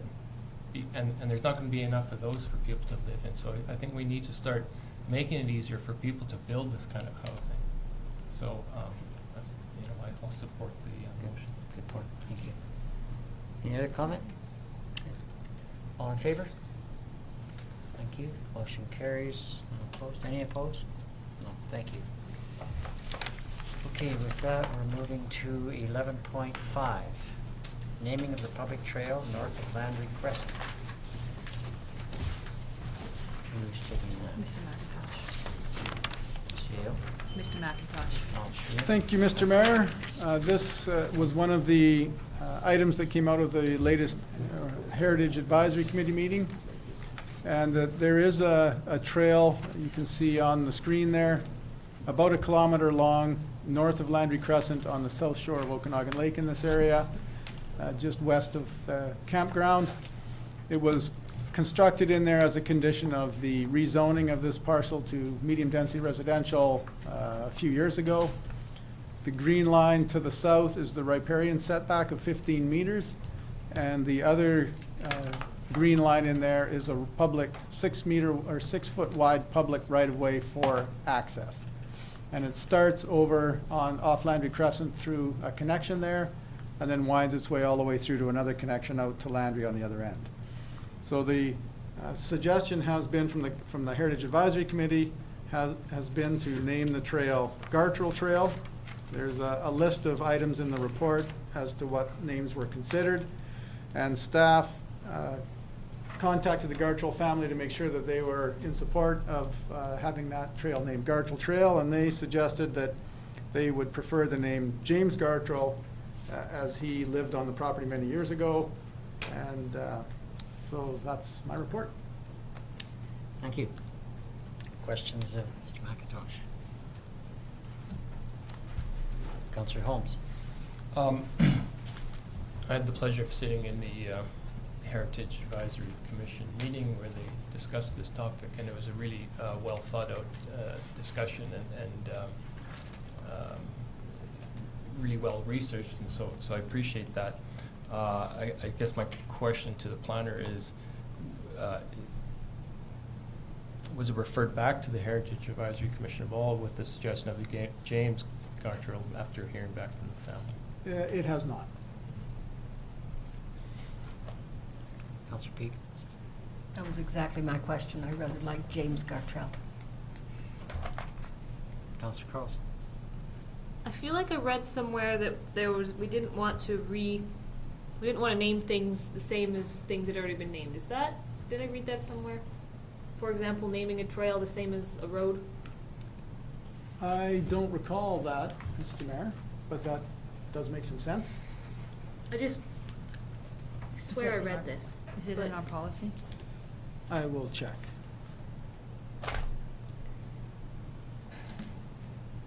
Despite the fact that in Alberta they call a major highway a trail. An Albertan trail. That's an Albertan trail. Councillor Barcwell, sorry. We could have Waterman Place, Waterman Crescent, Waterman, That's a lot the same name I'd lots of have to times. recuse myself because of conflict of interest. So, The fire department might have something It would about be that. most likely pecuniary as well. so Yes, Mr. Planner. The policy does note that names that duplicate or sound as if they duplicate existing parks, trails, or facility names, or are otherwise confusing, shall not be considered. For roads? It doesn't For say any- roads. For any naming. For any name? Well, Well. I think it's carrying it to the nth degree to worry about it here. But there is, sorry, Councillor Booth and Councillor Traynor. I was just going to bring the resolution forward. I but- just wanna, is that trail bikeable? Mm-hmm. Yes. So am I concerned if we're gonna decide to name this 1 kilometer piece of trail Gartrell Trail, but on our bike maps we have Gartrell Road and Gartrell Trail? I wonder if that might be one word too little or one word too similar, and if it's worth following up before we decide to do something like this. Or discussing that a little bit further, because it would be a shame to confuse people. They're in close proximity, but they're not connected to each other. I think Councillor Traynor had a question, did you, or a comment? I was just thinking about what Councillor Carlson said. I did consult with one of the members on the Heritage Advisory Committee, and James Gartrell, she felt would be okay because the name Gartrell Trail is in the spirit of James, who was one of the first commercial orchardists in Summerland. I think he was the first, and so it's named after him essentially. So I was told that they would likely be in support, or this person would likely be in support of James Yeah, being actually, attached to Gartrell. I prefer that myself. Councillor Holmes? Yeah, I think if it was named James Gartrell, then that would, as opposed to just Gartrell, that might clear up some of that potential confusion. I'd like to suggest that we refer, this trail's been unnamed for quite a long time, so another month or so probably won't make much difference. I'd like to refer it back to the Heritage Advisory Commission, asking them. Well, I thought there was a suggestion. Who attended the meeting? Was it? I did. You did? Yeah.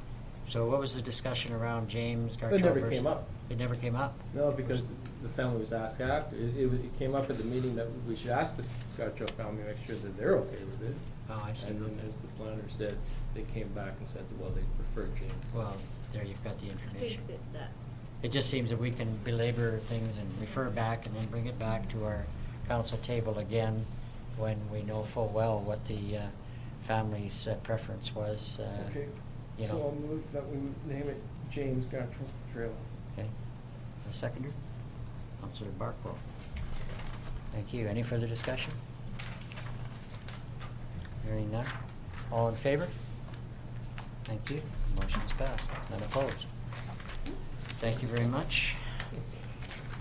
Now, we can move on to staff and other reports.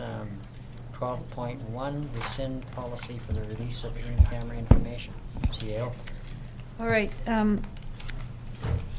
were you planning to speak to this, or do you want me to speak to it? Okay, Mr. Deniger is away on vacation today, but he had prepared this report for council regarding policy, our release of in-camera information. The gist of this is that we're starting to go through the policy manual. I think we've explained in the past to council that the policy manual was very hastily redone in November of 2014 by staff and brought to council. I've talked to many of the staff members that were involved at the time because I was concerned about a number of our policies, and it was not a thorough process at the time, and it was a bit of a knee-jerk reaction to specific incidences. And we have, the worst thing for any organization is to have policies that you don't follow, or that you follow a different process and there's policy in place. So we're going to methodically start bringing forward every meeting, depending on the week, one policy or two policies. We're just going to assign them out and start to work through them and get them up to date to reflect current practices. Jeremy had worked on this one, and we had talked about this in the past, so this is the one that he started with, is that the release, we have an actual policy that states about the releasing. It's not, we're governed by the our procedures bylaw and our community charter on the release of information, and the Freedom of Information Act, which does release information if it's no longer confidential. So it's redundant. There could be more work done in the future on the whole concept of open data and making your information more accessible, but there has to be a lot of thought behind how that rolls out. So this is just simply saying to rescind this particular policy and to follow the community charter and our procedures bylaw. Sounds reasonable. Any questions of CAO? Councillor Peak? So this would actually reduce some red tape and redundancy in our That's right. policy. That's right. We're trying to get a policy manual that we use on a regular basis, that when you refer to the policy manual, there's not an enormous amount that you don't use, and that they're all recognized. That makes a good deal of sense. Thank you. That sounds to me we're on the way to a more comprehensive approach to things. So, further discussion? Would someone like to bring that resolution forward, please? Councillor Peak? That the policy for the release of in-camera information be rescinded. Seconder? Councillor Booth, thank you very much. Any further discussion? All in favor? Thank you. The motion is carried with none opposed. Thank you very much. 12.2, letter of support for the Trail of the Okanagan's. This is simply a request from Mr. Seelman, Chair of the Trail of the Okanogans, for a letter of support. We bring it forward to council to just, it's a great thing that they do. So rather than just providing them a letter, we bring it forward for discussion. Okay, thank you. Any comment, Councillor Peak?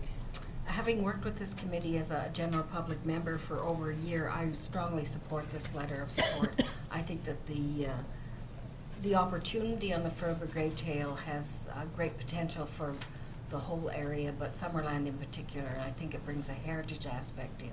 So I would hope council supports it. Yeah, no, I have no argument. Councillor Carlson?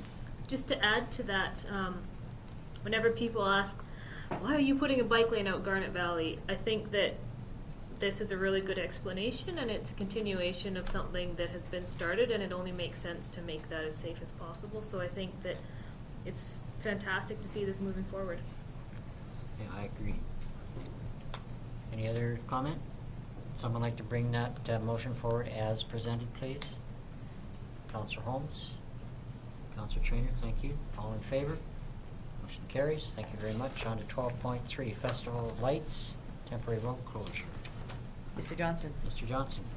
Yeah, before you report for the road closure for the Festival of Lights, although this isn't a first-time event, there were some revisions to the road closure from last year, which are highlighted in the report and shown on the attached map included in the report as well. That's, I guess, to touch on those, it's closure of the street, the majority of the streets downtown at 2:30 instead of 3. Closing the intersection of Victoria Road and Jubilee Road as well. And then to extend the area that's closed from 8 p.m. to 9 p.m. on Jubilee Road, 1 block further to the west. I guess attached is the map that's of the road closure for this year's event. The initial comments were circulated to the Works and Utilities Department, the RCMP, and the Fire Department, and discussed with the Chamber, and they've incorporated our recommendations and comments into the plan that's attached to the report. So based on that, staff recommend approval of the road closure application as per the attached plan. Okay, thank you.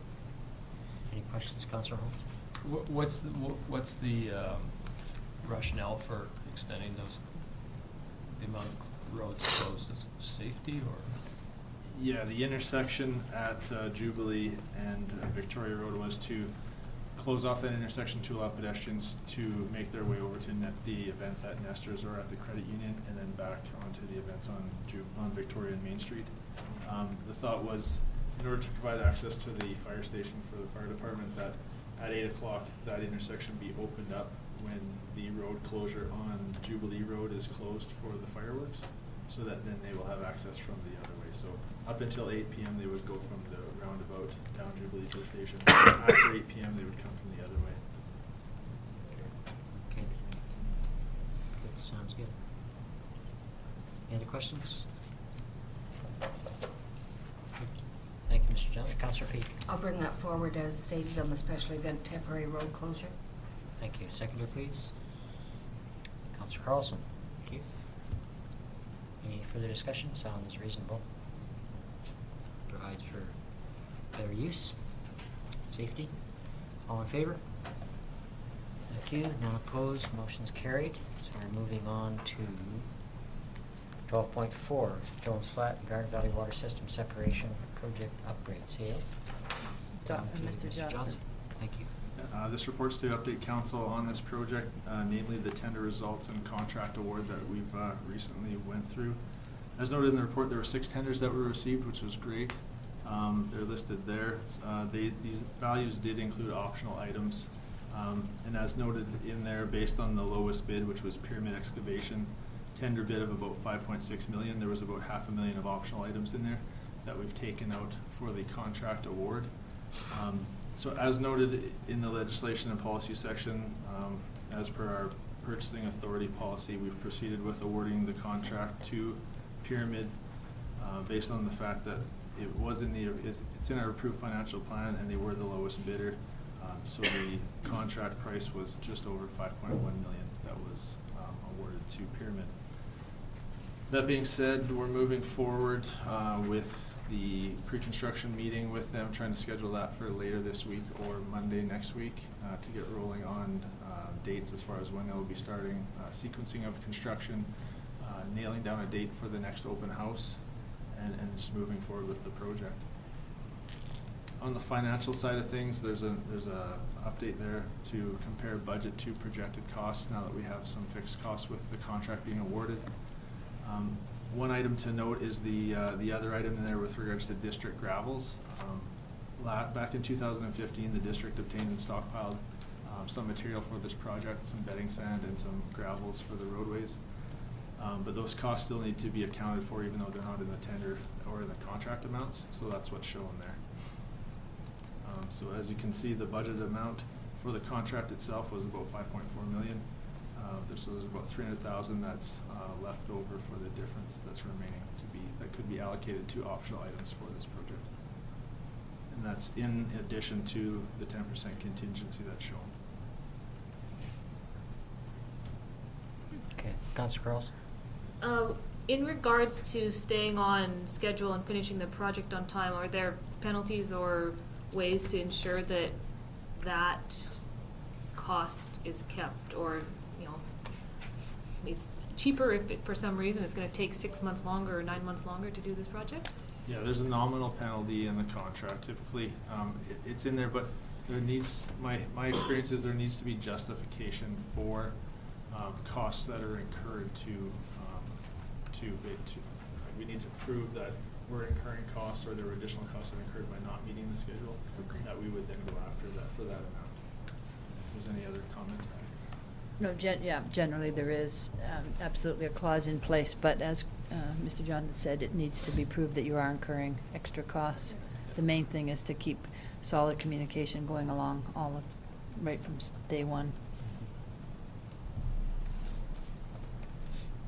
Okay, Councillor Peak, yeah. I understand the statement about the district gravels. Does that become a contribution of our funds, our portion of the funding, the gravels? The gravels are considered part of construction costs, and the construction costs are eligible for the funding formula, 2/3, 1/3. Very good. Thank you, very kind. Councillor Holmes. So, just so I am clear on that, so the taking account of the gravel costs means that they're billed to the whole thing, and the federal and provincial funding we get kicks in is included in that, so we still get our federal and provincial Yes. portion on the gravel. That's correct. Anything else? Good to know we're on our way. Councillor Carlson. Just one last question. How's the process going in getting all of the landowners and everybody up to speed and perhaps purchasing land and making deals? It's on track? It's moving forward. We engaged our legal surveyor, I guess mid last week, so they've started the process on completing the surveys that are required for each of the properties and finalizing the agreements and the drawings that are required. So we've had a number of meetings with some of the owners, and are just now moving forward to finalize those so we can get those agreements signed. Councillor Booth, Thank you. Chris, at the last Water Advisory Committee meeting, I asked a question about the capacity, in the Jones Flat with the Garden Valley. Have you been able to work through those numbers yet, or is that something that's still pending? That will be coming forward to council. We did make some progress on that over the last little while and had a draft report that was not ready in time to be at this meeting. So okay. There's still some review internally that needs to happen, but the intent would be to bring that forward next meeting. It will come forward next week, and next week I just they got the report to me, but it was just too late to, and it needed a review. So yeah. Thanks. Thank you. Okay. Someone like to bring that resolution forward, please? Councillor Peak. The report, Jones Flat and Garnet Valley Water System Separation Project Update submitted by the Director of Works and Utilities on October 11, 2016, be received for information. Seconder, please. Councillor Carlson, thank you very much. Any further discussion? I think we're ready to see this move ahead. Thank you, Ms. Mr. Johnson. All in favor? Okay, the motion carries. And opposed, thank you very much. Okay, 12.5, Grant and Aid Pathways Addiction Resource Center. Lori Coates. Lori. Thank you, Mr. Mayor. Before you tonight, Council, is a request for a grant and aid from the Pathways Addictions Resource Center. This organization is holding a fundraiser this upcoming weekend at the center stage here in Summerland. And it is a theatrical presentation, and the name of it, I've lost it here. Sweet Dreams, Mr. Harold. Sweet Dreams, Mr. Heroin, is being held at several locations throughout the Okanagan Valley. So our policy on grants and aid states that any fundraising event is not eligible for an in-kind grant and aid. This is what the use of center stage for no cost would be considered is an in-kind grant and aid, and the amount is $365. So as such, staff cannot recommend that the organization receive that assistance, but of course council can choose to support this organization if they wish to. Thank you. Questions of CFO, Councillor Holmes. I understand why fundraising events aren't eligible, and it's a sound principle. But educational purposes are eligible, and this it does seem to have an educational component to it as well. So I guess where do we draw the line of what's educational and what's fundraising? It's not clear from their application what the fundraising part of it is. And so I just wondering, how do you know how they intend to raise funds from this? I only have the information that is in the application that is attached to the agenda tonight. It does say in there that there, our playwright and two main actors are coming from Ireland to do the production free of charge. And I know that I did see advertising that it is being held in other locations as well. Councillor Carlson. You done? Hmm? Yeah. Much along the lines as Councillor Holmes, I understand what the policy says, but I disagree that this should be denied. I think that Pathways is doing a public service that Summerland requires, that the province requires, and if this is seen as an in-kind contribution, the citizens of Summerland contribute greatly to the fact that we have center stage, and I'm sure that there will be very little outrage if we go ahead and offer that for the evening. So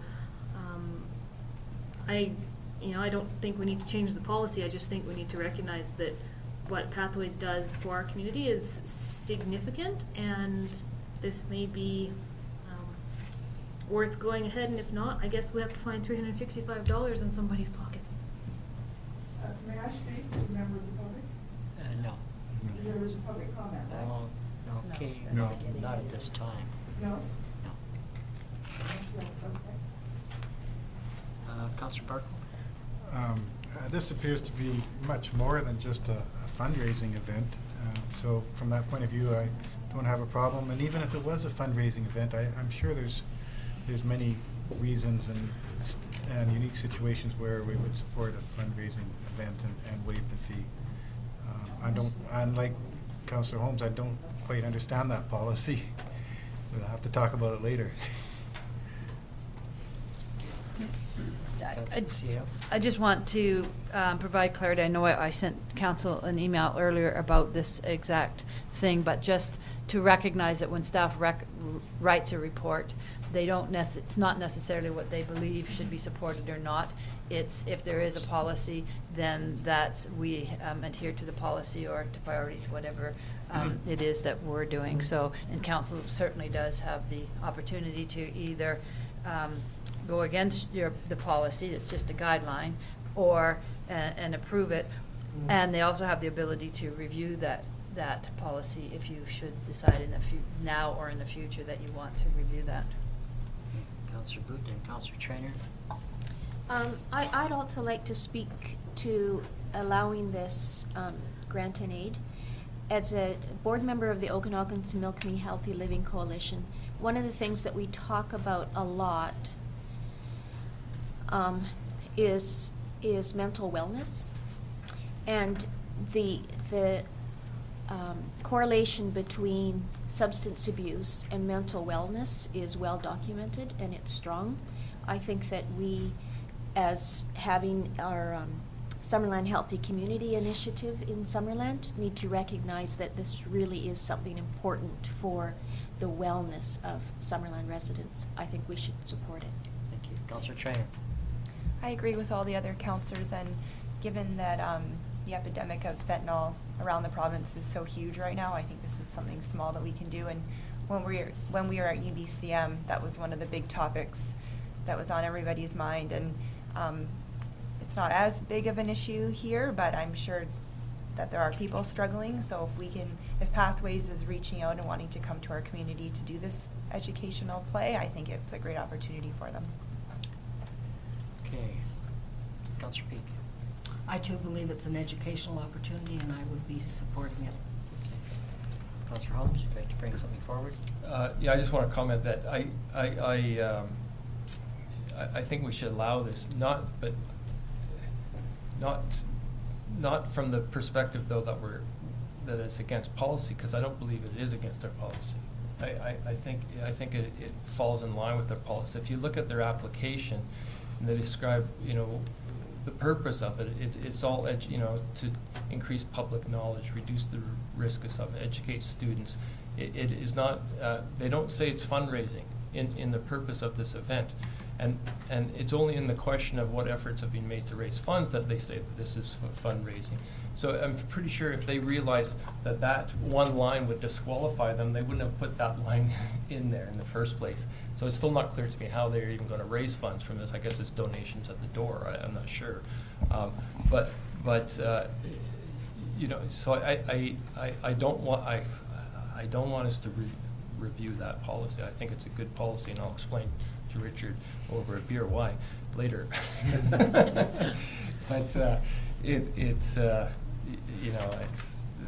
I think there's a distinction there. That's why. Thank you. Okay.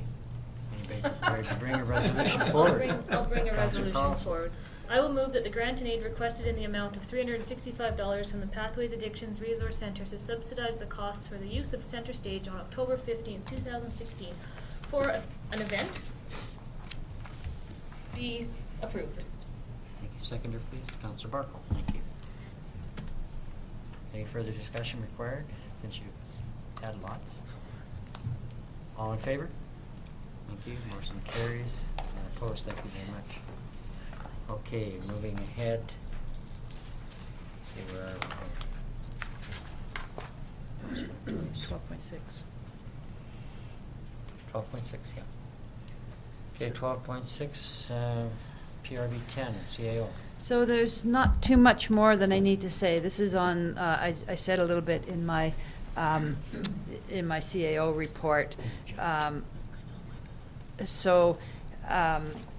Just that for the water shutoff, we'll try to be putting this on as a regular item each week, each council meeting, to make sure that you're apprised of the feedback we're getting, and just recognizing what a big undertaking it is. So the Q&A has been sent out. There are copies here. And those 2 upcoming information sessions with some other sessions to follow that, and we're working on getting our website and our social media active for continual updates on there. We're also hoping to tie in the PRV 10 shutdown, water shutdown, with emergency preparedness, and doing a bit of a campaign as far as linking the need to have 72-hour emergency preparedness. This is a good time to practice it, so we're going to initiate a campaign with that. Good. Thank you. Okay, moving along, 12.7. Right. Canada 150 Mosaic. 12.7, I'm going to move to Kaylee Hall to talk about just, this has been something that has come up numerous times prior to now through the organization that's spearheading it.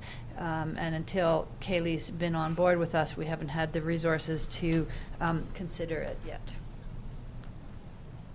Thank you, Mr. Mayor, and good evening, councilors. Yes, I'm here to talk about the Canada 150 Mosaic. Thank you. This is an opportunity for Summerland to participate in a federally wide project created by Canada 151 Alliance.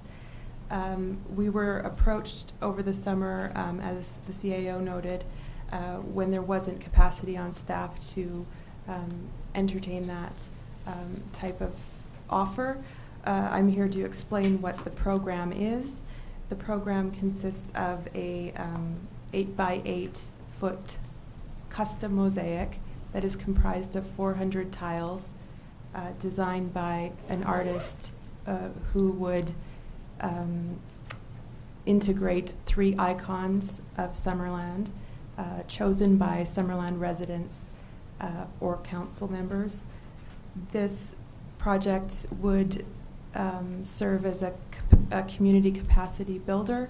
It would be a multi-generational way for new community members as well as people from Summerland who have lived here all their life to integrate with one another. It would also serve as a landmark for wherever that is decided to be installed, whether it be the former library building or elsewhere. It's a place where people can continually go back to it, have a sense of ownership in their community, and they participate by painting a tile with a chosen palette of colors that would then, when integrated together, emerge as this cohesive mosaic representing 3 icons of Summerland. So staff suggests that council consider this unique and meaningful project as a way to build community, to instigate a sense of belonging, and to meet one another in a public setting that normally they might not participate in. Thank you. Councillor Holmes and Councillor Peak. I think it's a great initiative. I think community-based arts, where you have a professional artist working with community members of the community to create a work of art, is kind of the increasing in popularity for good reason. When you have a professional artist working, you're going to get that quality, which it's not that amateurish, amateur art that's going to become a piece of public artwork. But you also have that community involvement, so you get the community acceptance in it. So I think it's a great project. My question is, how would you decide which 400 people get to paint a tile? Thank you, Mr. Mayor. This would be a long projected process of community engagement preceding the run-up to the actual event. It's a 2 to 3 day workshop. Canada 150 would send out 2 to 3 artists to run the workshop. It would basically be first come, first serve, I would imagine. Can I just interject? I think that's part of the details. We didn't look at any of the details, such as whether it be a lottery or first come, first serve, or through the schools, or how we would do it. We haven't had any of those conversations before knowing whether or not council's interested in it. And if we know that we're interested in it, we'll have further conversations with the Canada 150 Alliance to determine what's the usual practice and what would work best in this community. Okay, thank you. Because really what's in front of us here is just, I think what the CAO was alluding to is just our agreement to move ahead with the concept. Anything sort of addressing in that manner, or Councillor? Yes, I am. Pardon me? Yes, I am. Okay, go ahead. It's been done elsewhere. There are routes and ways you do it. I'm totally in support of this. I think participatory art is a wonderful opportunity for your community, and it does create buy-in, and it invigorates, it gives some enthusiasm, and it just creates a real nice vibe. I would like to suggest that we include our neighbors in the First Nation for being included in the opportunity to do this as well. Councillor Holmes, good suggestion, Councillor Beak. Just going back to my earlier, what I kind of was alluding to is there opportunities to either charge people to paint a tile, or are there opportunities to apply for a Canada 150 grant to maybe help cover some of the costs of the project? I would say definitely not, because this is a Canada 150 initiative. So this is what they feel that the cost that we are actually, this is a grant. They're providing the artists and the materials and all, and that our contribution is the 12,500. So they look at that as just the portion that we're contributing. It's collaborative. And just on that First Nations suggestion, that would be a really good suggestion. My guess would be that they've also been approached to find out if they will do one of their own. But should council approve this to go forward, we will reach out and find that out. Good. That's good. Okay, would someone like to bring the resolution I forward? just have Councillor? one other question. Question? This might be the details as well, Ms. Tynan. It talks about a lead artist. Is a lead artist one of the three that come out and do the workshop, or is it someone that's selected within the community? Thank you, Mr. Mayor. This is a lead artist that is based in Northern Alberta, and he has been chosen by the Canada 150 Alliance to create all of the federal mosaics that have so far been created. The 2 or 3 artists that come out to the community would not be one of the lead artists, but will have worked extensively, and we are in the final uptake now of this region. So I know that Kelowna is doing it. Penticton just finished theirs, and they chose a peach bottle of wine and a train, I believe, for their icons. They stole Or ours. railway. Thank you. Okay, would someone like to bring that forward, please? Councillor Carlson, thank you. I will bring the motion on Canada 150 Mosaic project forward as presented. Seconder? Councillor Holmes, thank you. All in favor? Motion carries, none opposed, thank you very much. Okay, moving on to a report from the CAO on Rural Dividend Fund.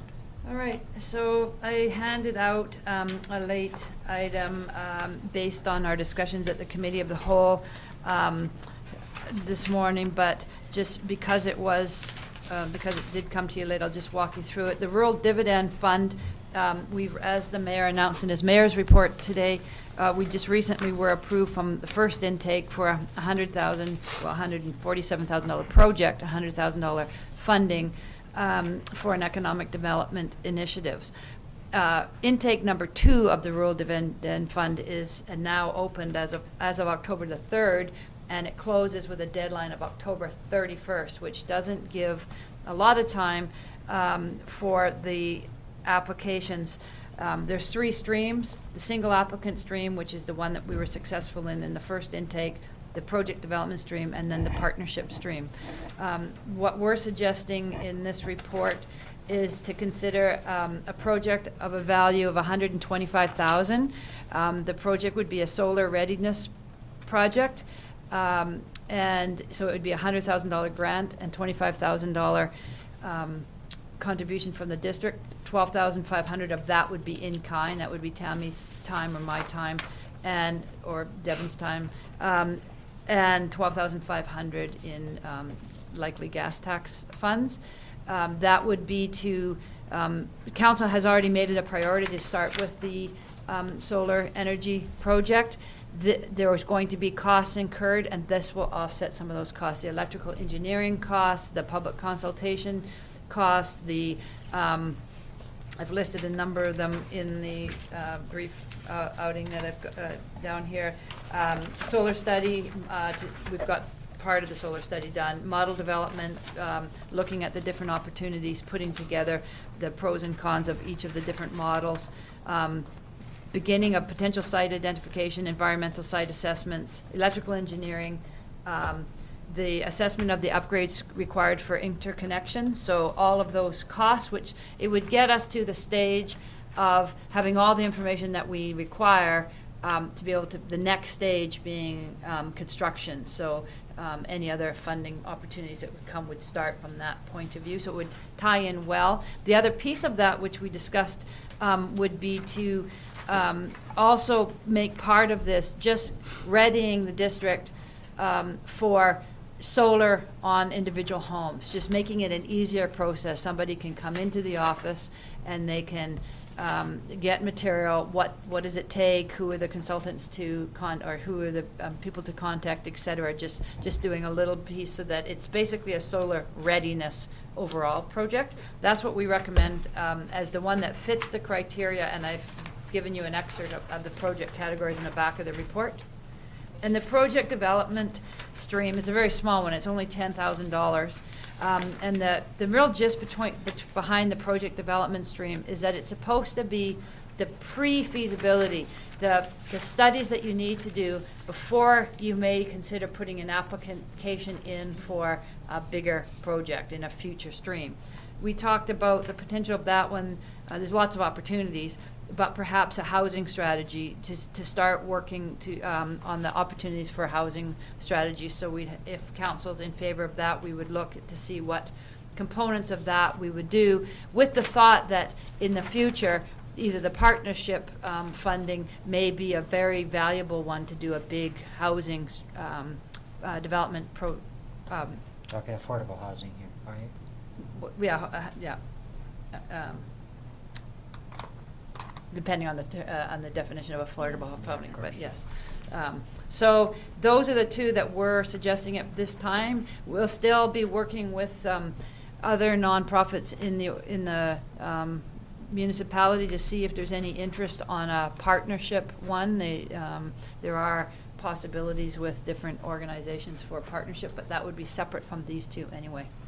And if any of the organizations themselves want to put an application in for the single applicant, it's not only for municipalities, so they also could put a separate application in if they had something themselves.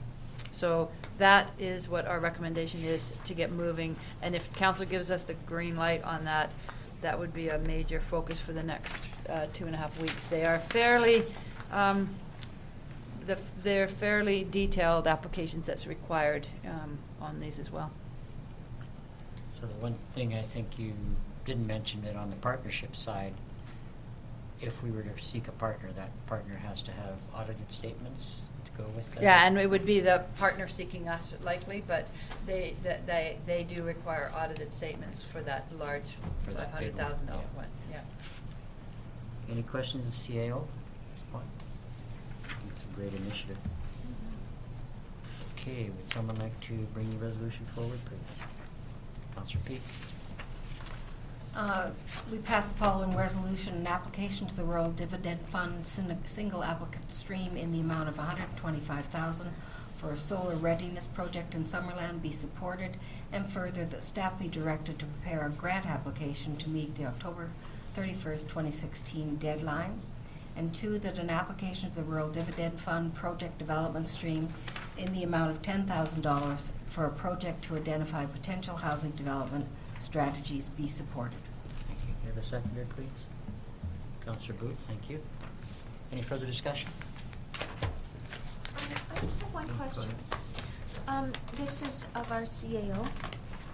With the single applicant stream, our contribution needs to be 20%. So it's in excess of. Yes. 20%. Yeah. But that would be on top of the maximum amount is 100,000, but ours contribution would be in excess of that. No, so it's 100,000. So the total project cost would be 125,000. 100,000 would be grant, and then the 25,000 would be broken in half in kind and half cash. Thank you. Councillor Pete? Comment rather than a question. I think both of these projects clearly fit the kind of impetus that this council's interested in. So I hope we're successful in these. Okay, thank you. Take the vote. All in favor? Thank you. The motion carries and none are opposed. Thank you. Okay, moving ahead. 13.1.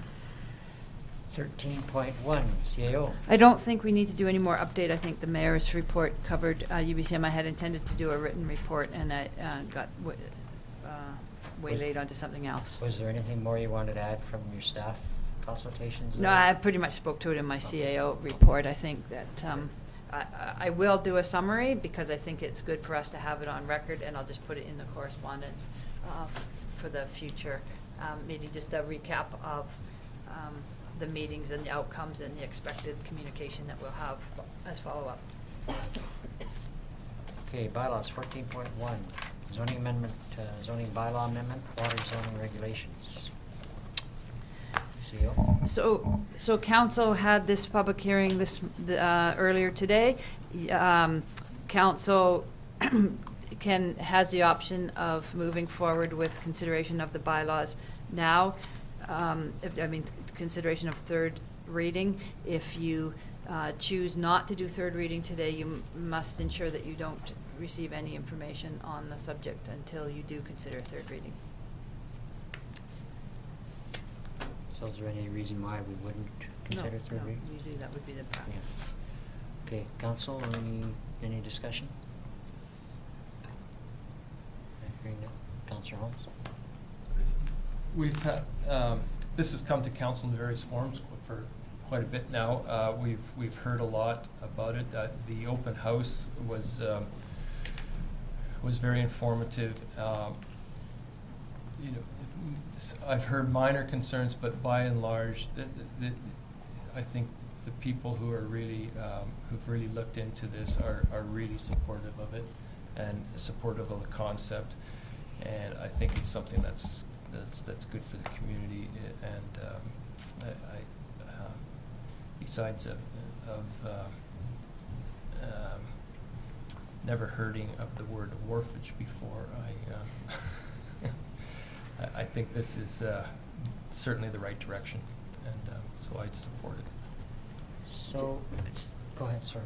I was thinking that perhaps I'll just make reference to, I know that we had one individual that wanted to speak earlier, and just to let you know what the subject is that he's speaking of, and it's the head lease. That earlier this year, much earlier, Mr. Deniger had brought a report talking about how we used to have a head lease and how it seemed like it was dropped inadvertently through a staff making a phone call to ministry long before any of us were here, and that we recognized that we no longer had the head lease for the foreshore. So that's the information. That it's not new information, but that's what Dr. Berger was referring to.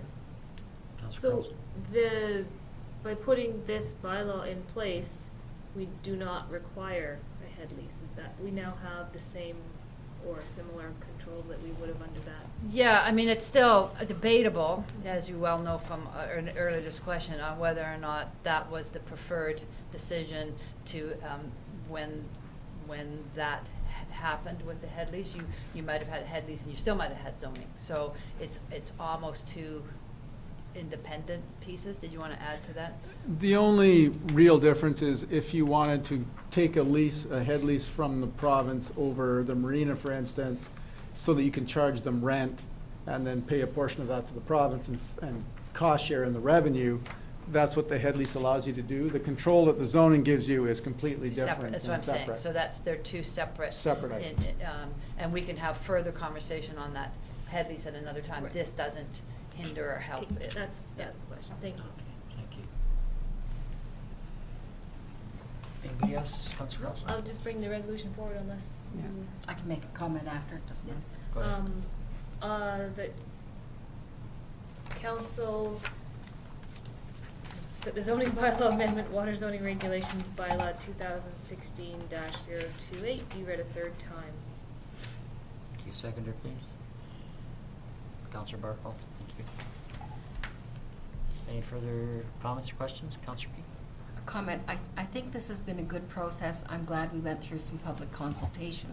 I believe it allows an opportunity for us to provide greater security around a number of features of things that can occur on your waterfront, and I think that in the future that will help our constituency. Yeah, I think what the planner was just alluding to is interesting, because I guess my take on this was that the zoning regulations would tend to give us a sort of control that perhaps the Headley situation might have, but of course we didn't proceed with it. So is there any reason to be looking at this further down the road with reference It's to Headley? independent. It's They're independent. topics totally? Mhm. Okay, thank you. Okay, all in favor? Thank you. Opposed?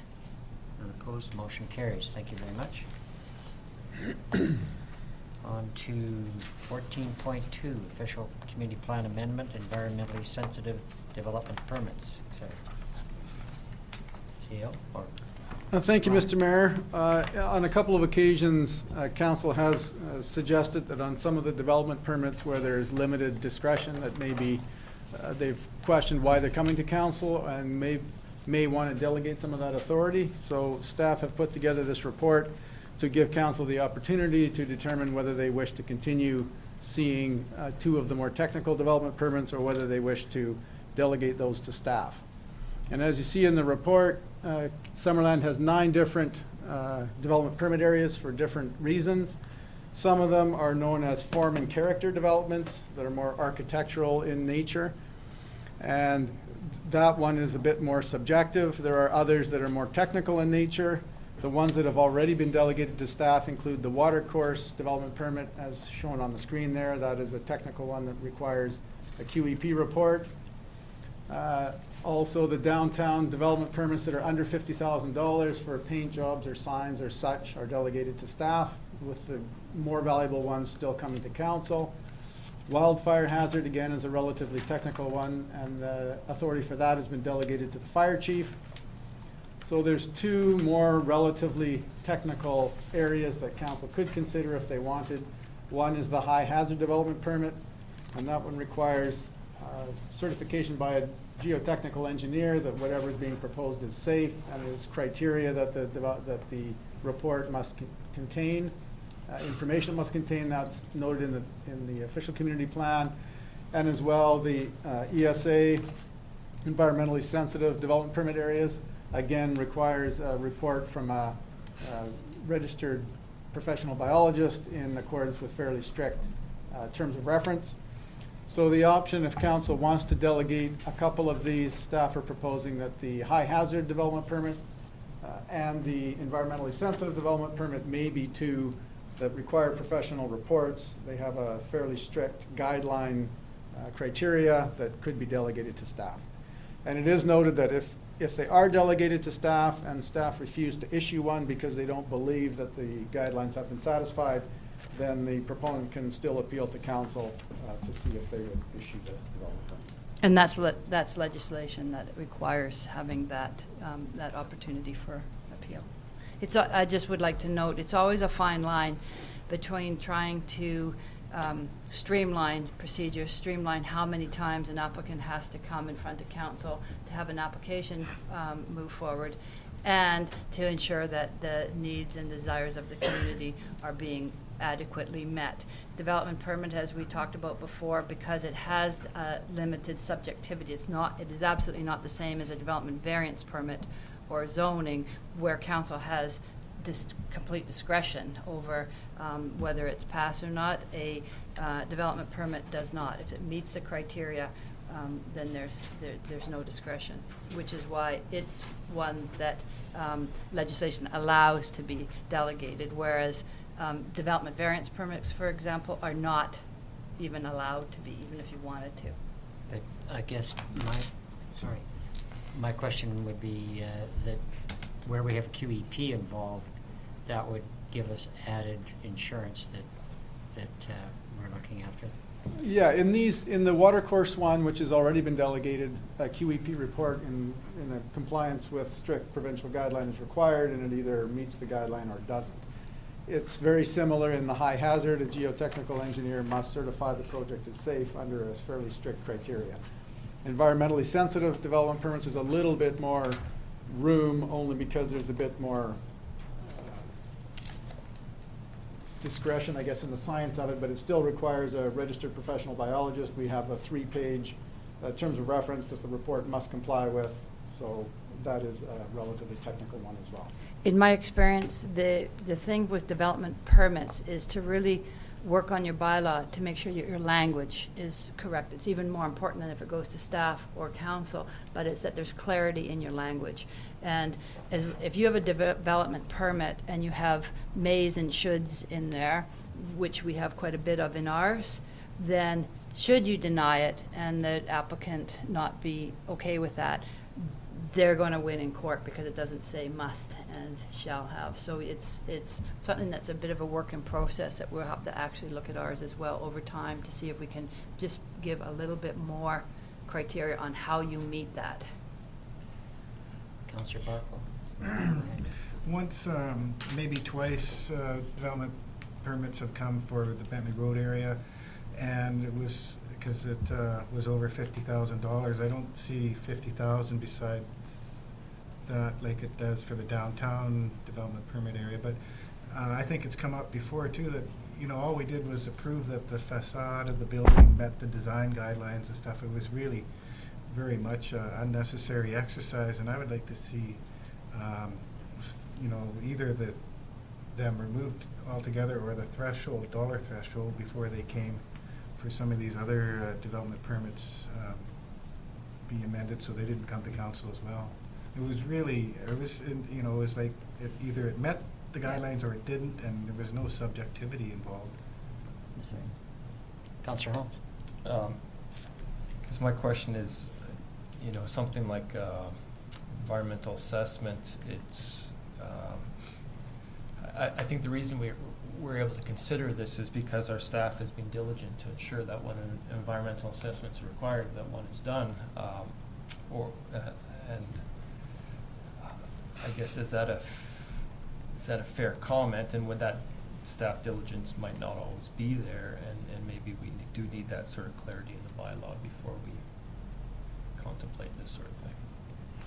I would have to hope that in any municipality, if they have a requirement, during plan review and during the looking at what the requirements are, if you have a bylaw that states that you need a development permit for a certain area, I can't imagine anybody being negligent enough not to require the documentation in this day and age. Maybe not negligent, but people have different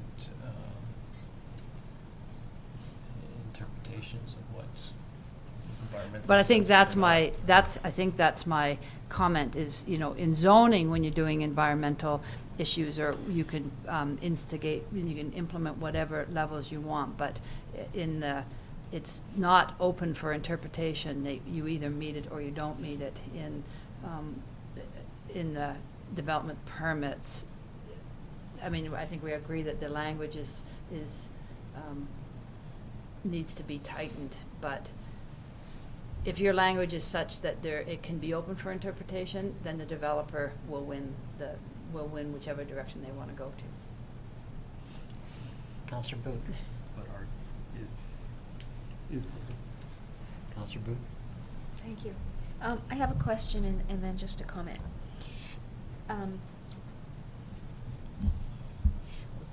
Whether or not the developer gets a registered environmental planner, is that what you said? Registered professional biologist. Oh. Registered professional biologist. Whether or not they get their own report done by a registered professional biologist. Does our shared Allison, I don't know her last name actually. Allison Pete. Does she always review those Our current reports? practice, sorry, Mr. Mayor, our current practice has been whenever there's a technical report of that nature that she will review it.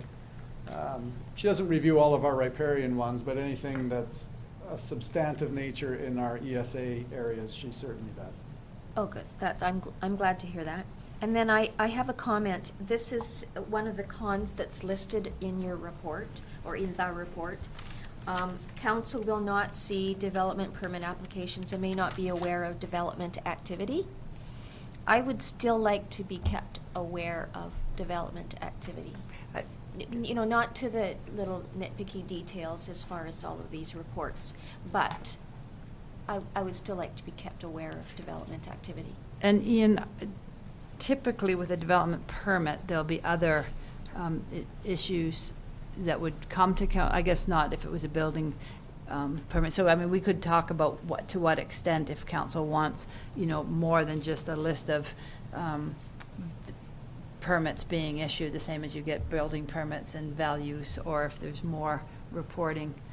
If there's significant developments, I think that we would be advising council anyway. Certainly the CAO normally would through her CAO's report on anything of significance.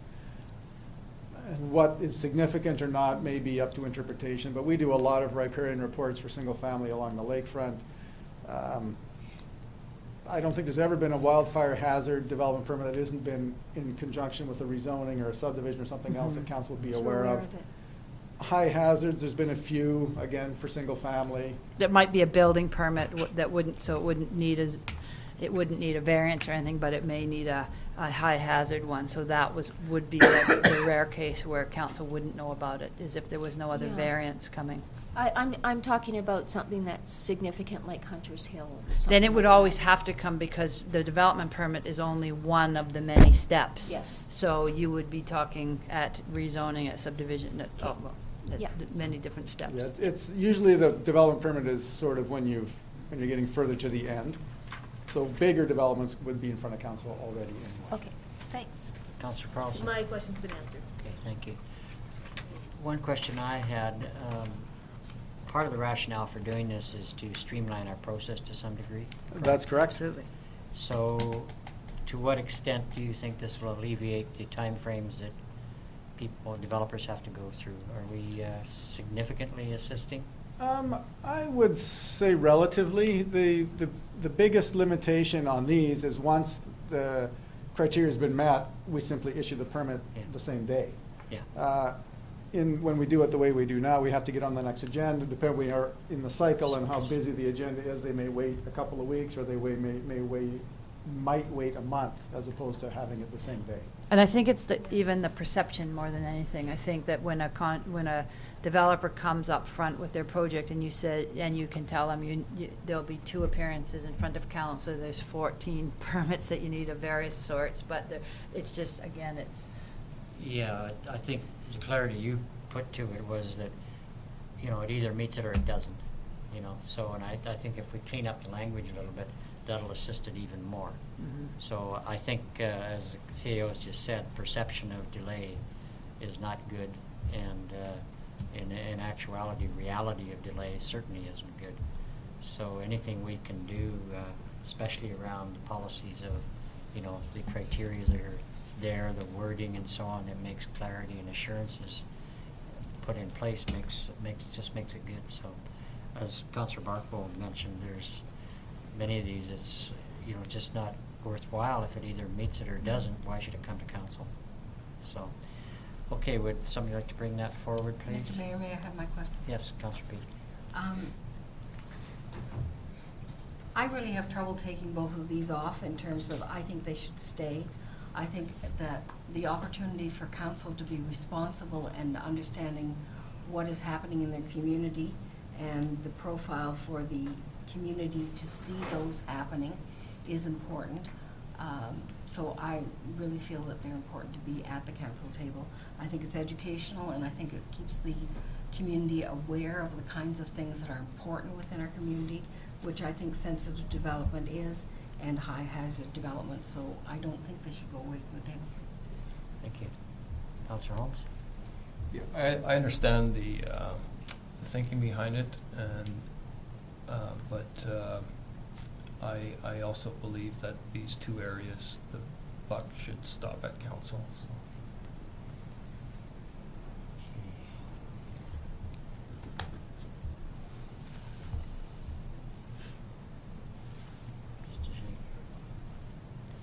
Councillor Barlow? I can understand the sentiment on the environmentally sensitive development permits, but high hazard development areas, that's an entirely technical area, and that's one I don't think we need to be involved in. Councillor Peak? If I might, in discussion of that particular point, this community has a real expectation that the waterfront area needs developing. If they don't continue to understand why the problems are with the high hazard, which means that profile stays at this table, then you never are able to curb those ideas that we should be able to develop it. That's why I think it should stay at this table. Can I just speak to the high hazard one? I think it's just, I think the comment that it's technical, I mean, that's the same argument, and there's certainly, for staff, there's no difference if it comes to council or not. And it was only driven from the comment that feedback we were receiving from the developers was that there was way too many steps. And so this is one of the if there's steps coming off of our development process, development permits are pretty much the only one that you have no discretion on zoning or not. So there's, and for the high hazards, I think there's ways of having a conversation about it. You can't, without necessarily your development permit coming here, because it's strictly, it meets it or it doesn't. And I was just reading the wording from the legal counsel when we were talking about it at the last time we had one coming to council, and it's basically is that courts have held that if a developer meets the guidelines, there is no residual discretion to refuse the issuance of a DP, period. So that's, again, that's the question the developer asks us. Well, why does 7 people vote on it if it either meets it or it doesn't meet it? And again, I agree with the comment that there's the high hazard is very technical. The environmental, it appears that there could be more, but I think we sometimes get mixed up with the environmental discussions that happen at zoning than the environmental discussions that happen at DP where it's far more defined. So I tend to agree with the CAO and the planner that, you know, as we clean up the language on these things, as I said earlier, things become even more clear cut, and that will happen. And I think where we can provide some assurances to the development community that we are trying to enhance the process, I think that's good. Just referencing high hazard, for example, everybody in Summerland is well aware of red zone aspects of our community for easily. And so they're demarked on the maps quite readily. So you know that you've got some question there, and you would want to have, you know, qualified information before you do anything. And that's why the municipality, as soon as you end up in that zone, you start looking at it more carefully, correct? Absolutely. Yeah, yeah. I ran into that a couple of times already living here. So, Councillor Carlson? I think that the comments from both Councillor Peak and Councillor Boot are along the lines of council and the community wanting to know what's going on and wanting there to be a way to find out quite easily, and then perhaps get the answers or provide the input. And for what it's worth, council and this chamber is the place where the public can come and they can ask those questions, they can get those answers and it seems like one of the main ways that people will gather that information. And so I think that if there is a way to allow this to happen at the staff level, but continue to allow those folks who may want to have, you know, they want to read over the biologist report, or they want to see what the engineer said about that red zone, or, you know, it needs to be really accessible and apparent, so that people don't feel like the staff is just making all the decisions and they're never able to see what actually was going on. So I think that might be kind of where you're both going with that. I think the planner may have a comment. That is a very interesting point, and I completely understand where you're going with that, but that is a very big danger in these, is that there technically is no opportunity for the public or for people that have an interest in a development permit, particularly a technical one, for coming and saying, I don't think this meets the guideline for whatever reason, or I don't like this biologist report, or your geotech made a mistake. That is a very dangerous road to go down, and the public input, and I know we said it before, and it's not that helpful, but that, the criteria that's developed in the community plan that says this is what we want, and when we get it, we'll issue a permit, is the only place where you can really do that, and have interjecting public scrutiny of those reports prior to issuing a permit is worse than having it come to council and have them just decide. But recognizing that on large projects, when it comes for zoning, the conversation for environmental and what restrictions council wants to put on it, or the discussions that you want to put on that, can be as extensive as you want them to be, so that it's separate and independent from from a development permit. I think a good example, and one that's been uncomfortable for staff, I think, as well as maybe for council and some in the community, is the recent Hunters Hill one. And I looked to the Woodbridge subdivision. In that particular case, before the property was zoned, we had the environmental work done. The owner agreed to make a big park dedication before the zoning was put on the property, and there was very little controversy, very little issue. In the Hunters Hill one, the zoning was put on 30 years ago before there was any environmental interest. And so there's a lot more concern over the environmental assessment, because is the development going where it should? Is it not going where it should? Should it be going there at all? And everybody was weighing in on that particular issue. Had we done it today, half of that property wouldn't have been zoned, or more, wouldn't have been zoned for residential developments because it wasn't appropriate. So then the environmental development permit would only be dealing with the areas that were appropriate, and there would be much less controversy. So that is not a good example of how the process is supposed to work. And maybe that's weighing into some of this. So I think that back to Councillor Carlson's points, I understand the desire to make sure that developments are being forefront and people are aware of what's happening. If they're large, if they're either needing variances or they're needing zoning, they're going to be forefront as it is. If they're a single family house that doesn't need a variance, that just is, it happens to be in a high hazard area or something, then it could be potentially not be talked about at the council table. Again, the question is, should it be? Is if it's a check mark of whether or not they meet them, and if council does want more reporting, there is absolutely nothing wrong with amending the type of development reporting that we do even with a monthly reporting, as far as bringing forward a little bit more narrative about different permits that have been issued. I think that's what it is. It's not that we necessarily need everyone to comment on things, but people want to see or want to know what's going on, and I don't know.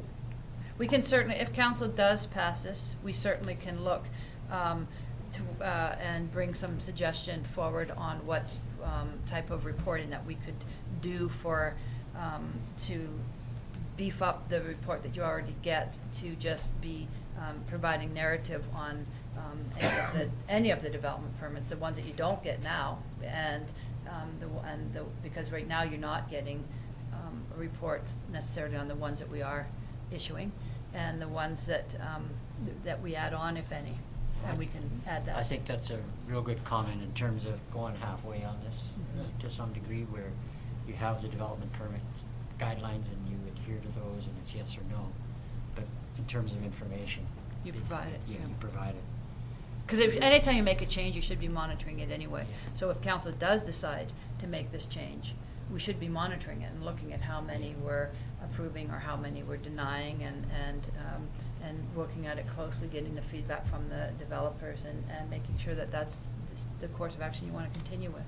Are you going to make a comment? Yeah, I just wanted to note that this is an OCP amendment to make this change, so that does require the full bylaw process readings. There will be a public hearing, and we can certainly, it'll be in the minutes, so if any environmental groups or geotechnical people or developers want to comment on that, Did you have a question? it's fair comment.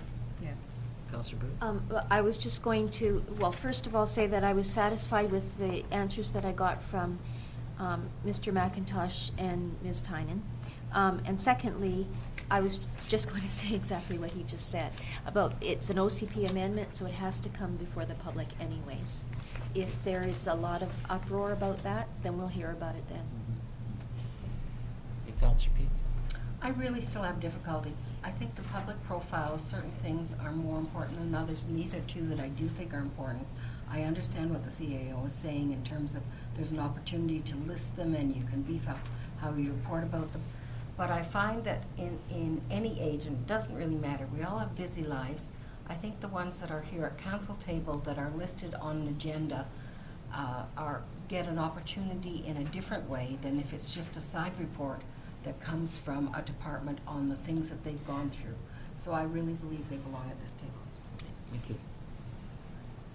Okay, are we ready to receive the resolution and have a vote? We've got a, do we have a mover and seconder? No. Okay. Someone like to bring it forward? Councillor Carlson? Do you want me to read it, or can I bring it as As presented? presented. As presented. I'll move 14.2 as presented. Thank you. Seconder, please. Councillor Barkle. Thank you. Any further discussion? We have lots. Okay. All in favor? Opposed? Thank you. 2 opposed. Motion carries. Thank you. 14.3, 217 permissive tax exemption bylaws. We've got Ms. Coates to talk about that one. Thank you, Mr. Mayor. Before you tonight, Council, are 2 bylaws for the permissive tax exemptions. There was a special meeting of Council held on October the 6th, and the bylaws on the agenda tonight are the result of the resolutions that were passed at that meeting. The first group that we'll talk about tonight in my report are the not-for-profit organizations, which are separate from the places of worship. So for the not-for-profit organizations, Council went through a detailed and lengthy process to review information that staff had gathered through their meetings with all of the organizations that submitted applications. And Council decided which group each organization would fit into, or category, I should say, not group. So there, at the end of the meeting on October the 6th, it was determined that there would be 3 categories for this group of organizations, the not-for-profits. Category 1 would be organizations that would receive 100% full permissive tax exemption, which is an increase from the 2016 level. Last year, all organizations received a reduction of approximately 10%, which took them down to the 90% support level. Category 2 is at that same level of support as was received in 2016. And Category 3 will receive a 75% permissive tax exemption, which is a lower level of support. So, excuse me, the criteria and all of the review elements are available from the reports from the October 6th meeting, and I won't go into them in detail this evening. Part of that discussion and resolution at that meeting, though, was to grant these organizations exemptions for a 4-year cycle. This will be the first year of that cycle. And what that means is for anyone who is a new applicant next year, they will join into the cycle and have their exemption considered by council. And if it is approved, then they would receive a 3-year exemption. So we will go through 4 years, and then a full review of all of these groups would happen at that time. There was one applicant, the Summerland Cat Sanctuary Society, and this applicant's not received a permissive tax exemption in the past. It was determined that staff is going to work with this group to determine if there's possible financial support, but that a permissive tax exemption is not granted to them at this time. Excuse me. Lori, can I just interject for just a moment, only because there's a piece of updated information I need to give council. During that workshop, we talked about the cat sanctuary not meeting zoning regulations along with other issues with their application. We had some further conversation about the zoning, and it doesn't meet zoning in that, that it's the primary dwelling on the, or the primary use of the land is not a dwelling unit or farming. It's, the primary use is the cat sanctuary, but the wording of the bylaw is such that technically we probably could make it fit. We still need to do some work with the organization and talk about, you know, the best way to come forward for consideration for the future years. But I did want to say that it wasn't as clear with the zoning is a little muddied in its wording there. Sorry, Laurie. No, thank you. So I'll just continue then with the information that's in the report. So there is a chart that lists the organizations, the category of support that they're receiving, and the total dollar values for their permissive exemption for 2017 to 2020. These amounts are estimated based on the 26 assessed values and the tax rates in place for 2016. Our bylaw has to be adopted prior to October 31st. So at this point, we don't know assessed value or tax rates for future years. So it's just an estimated amount. But you can see that at $91,480.89, that is very close to the amount that was given in permissive tax exemptions for 2016 for this group of organizations. The second group that we have are the places of worship, private schools, and hospitals. Due to a change in provincial legislation, the South Okanagan Montessori School Society now receives a full statutory exemption and no longer requires any permissive exemption. So on our list of applicants, we no longer have that organization, and we have only places of worship.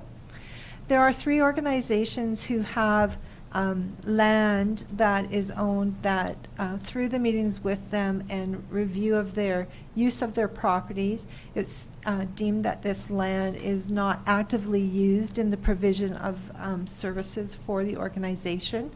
So there is a reduction on those lands for 3 of the churches.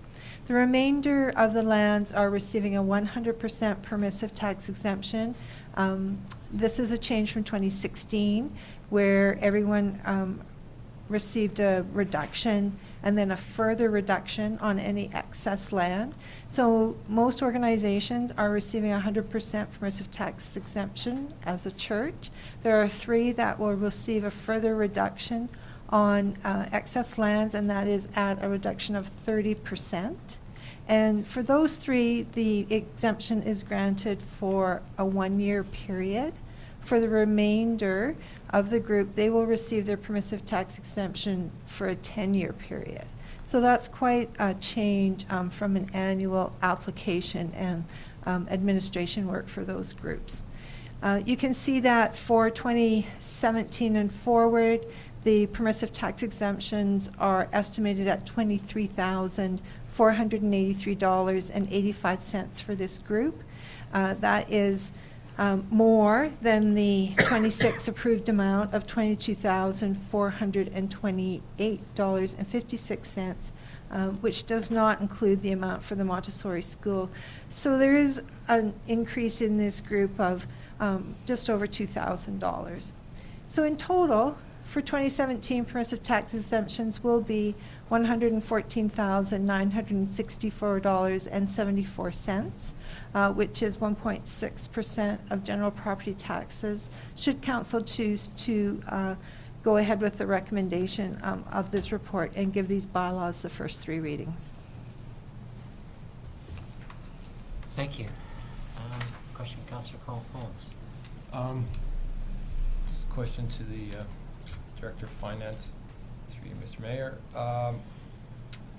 In the nonprofit organizations, the category 2, so they're all the same rate as last year, right?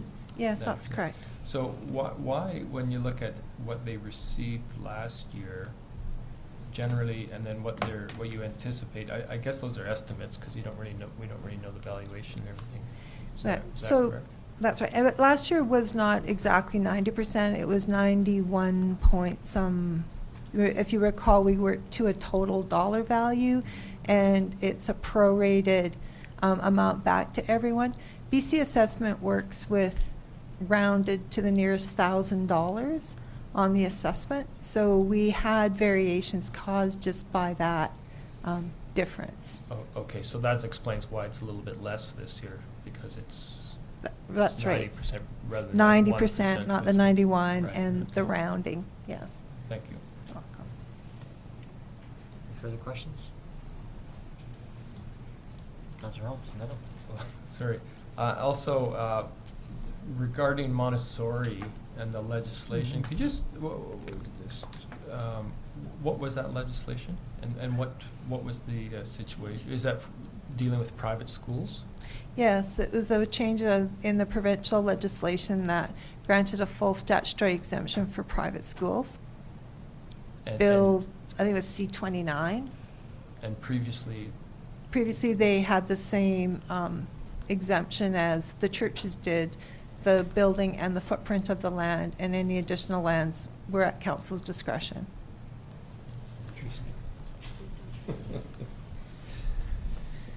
Councillor Peak.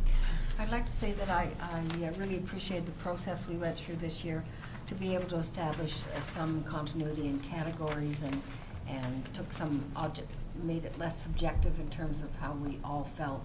But we do realize that there is value in the organizations that have requested this kind of permissive tax exemption.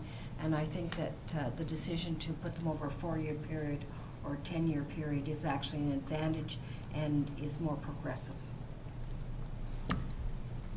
Thank you. Anybody else? Would someone like to bring the resolution forward as presented, please? Just a motion forward, okay, right, because we're not at a resolution point. So we're gonna be up for reading a third time. So I'd like to bring the motion forward. Council Trainer, Can I bring them forward as written? thank you, seconded. Council Booth, thank you very much. All in favor? All approved, none opposed. Okay, motion carries. Council reports. We have just a few minutes until 10 o'clock. Oh, yeah. So we have to get under that bar, we have to pass a resolution to extend the meeting. Getting the word, Councilor Trainer. Okay, I'll go quick. I just wanted to mention 2 things. The 8th Trout Creek Community Cleanup is happening next Sunday on October 23rd at 10 a.m. So I'm inviting everybody to come down and help clean up around Trout Creek. The Trail of the Okanogans also expressed interest in joining, so they will likely clean up along the Lakeside Trail. So it's 2 hours long, and that is on October 23rd, Sunday. And then the second thing is on October 18th, which is a Tuesday. The Summerland Healthy Communities Initiative is hosting our 3rd movie night at Center Stage Theater, and it's free. And the theme that night is early childhood education and incorporating nature and learning into early childhood education. So that's on Tuesday, October 18th at 6. Thank you. Councilor Barco.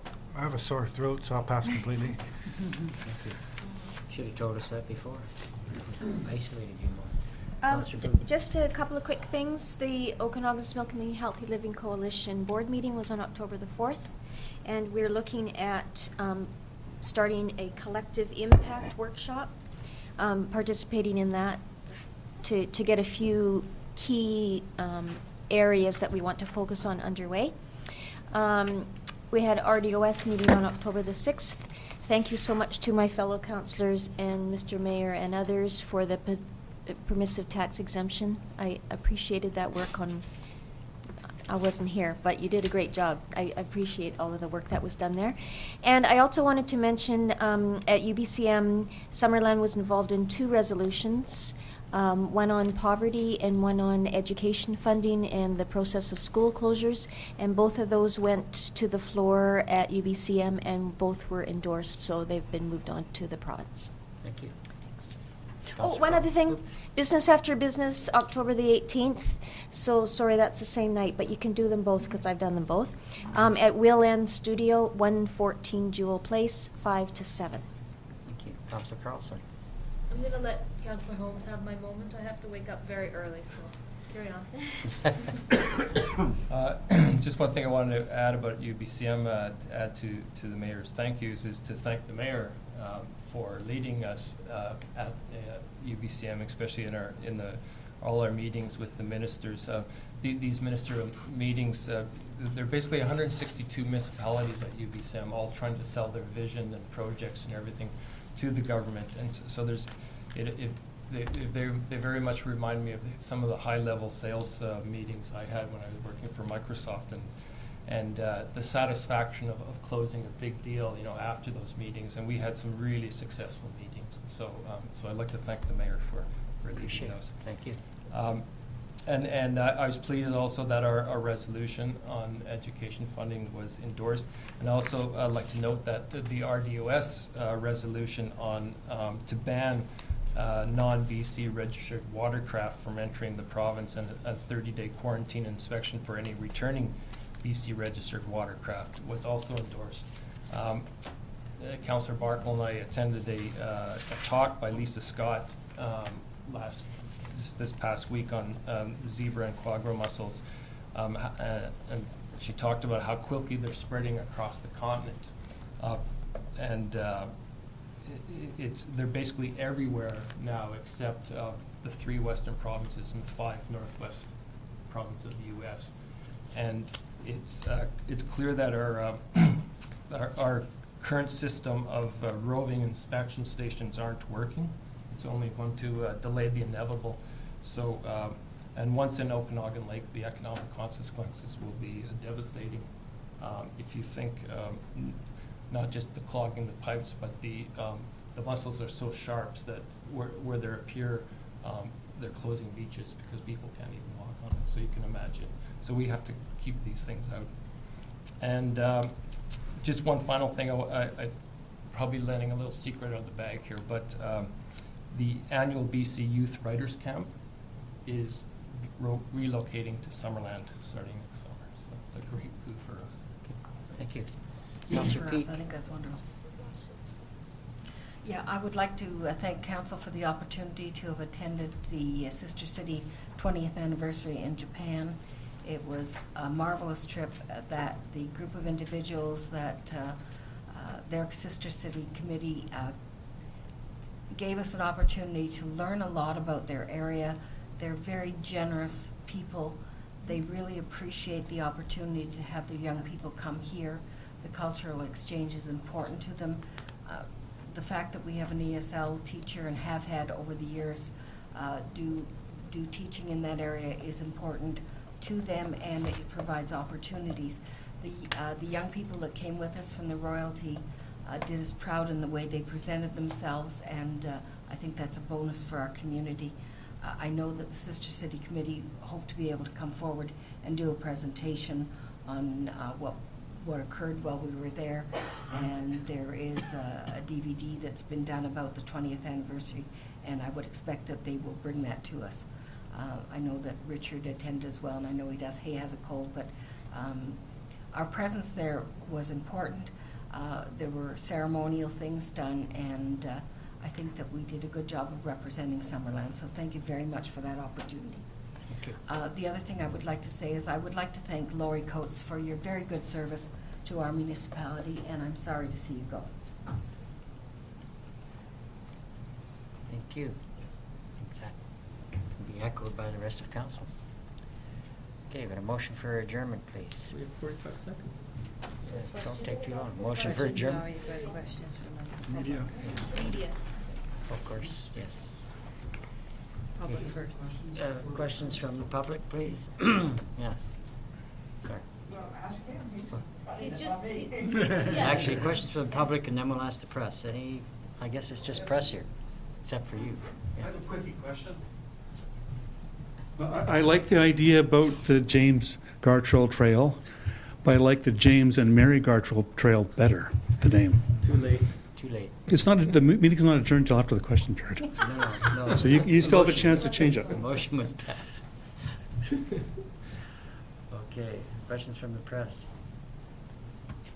Yes, I have one comment and then a couple of questions. And the comment really comes as a member of the public, but as a former chair of the board for Pathways Addictions Resource Center, I want to thank council for granting the aid to $300 and some. The organization does a tremendous amount of work, including for Summerland, and we are also, generously supported by the Summerland Health Auxiliary for the last few years. So thank you.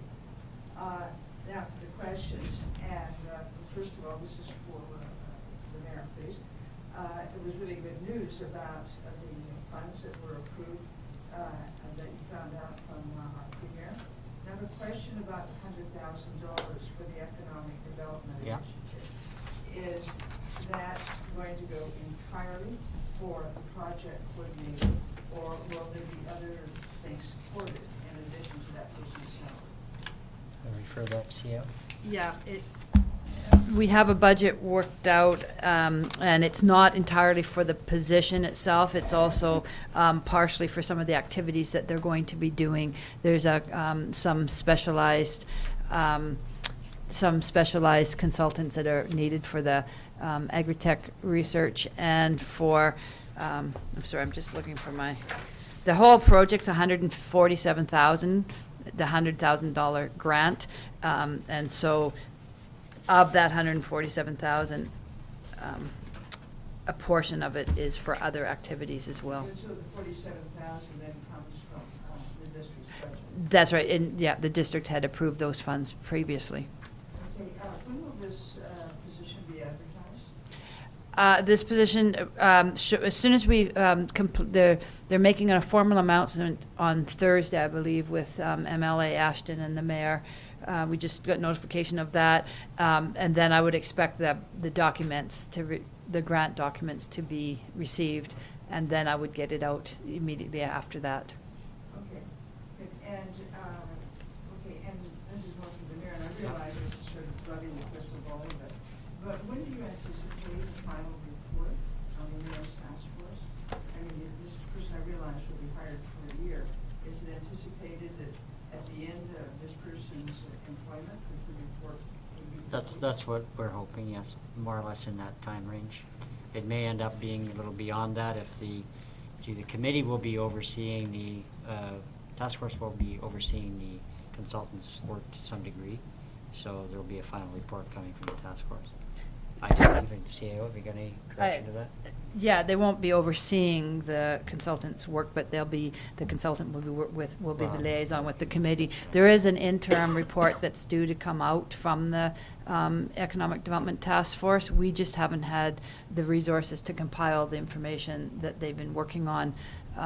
So if I don't get that out before the person starts, they'll be assisting me on getting that interim one out. Thank you. And there's a final question, and that is, could you elaborate on the term wayfinding strategy? I think we're looking at improving signage primarily. Wayfinding is signage, directional signage throughout coming into your municipality and finding your way around the municipality. Oh, so it's signage. It's signage. It's everything up to the stage of so the project involves right up to the development of 2 prototypes for new signage. So it's getting the strategy. We've actually have a number of studies that identify where signage is required and et cetera, but we need to compile that all and do the design of the signage. Of many of our downtown signages aren't that you can't read, and so it's working with reports and putting that together. And as a matter of fact, I have a document that I can forward you that outlines that the grant, it's just a one-pager that outlines the 4 categories in greater detail. I think it would be helpful. I send that to you. Yeah, they're pretty limited in my report. It's broader in the application. Okay. Motion for adjournment, please. Councillor Hood, Councillor Barkville. In favor? Thank you.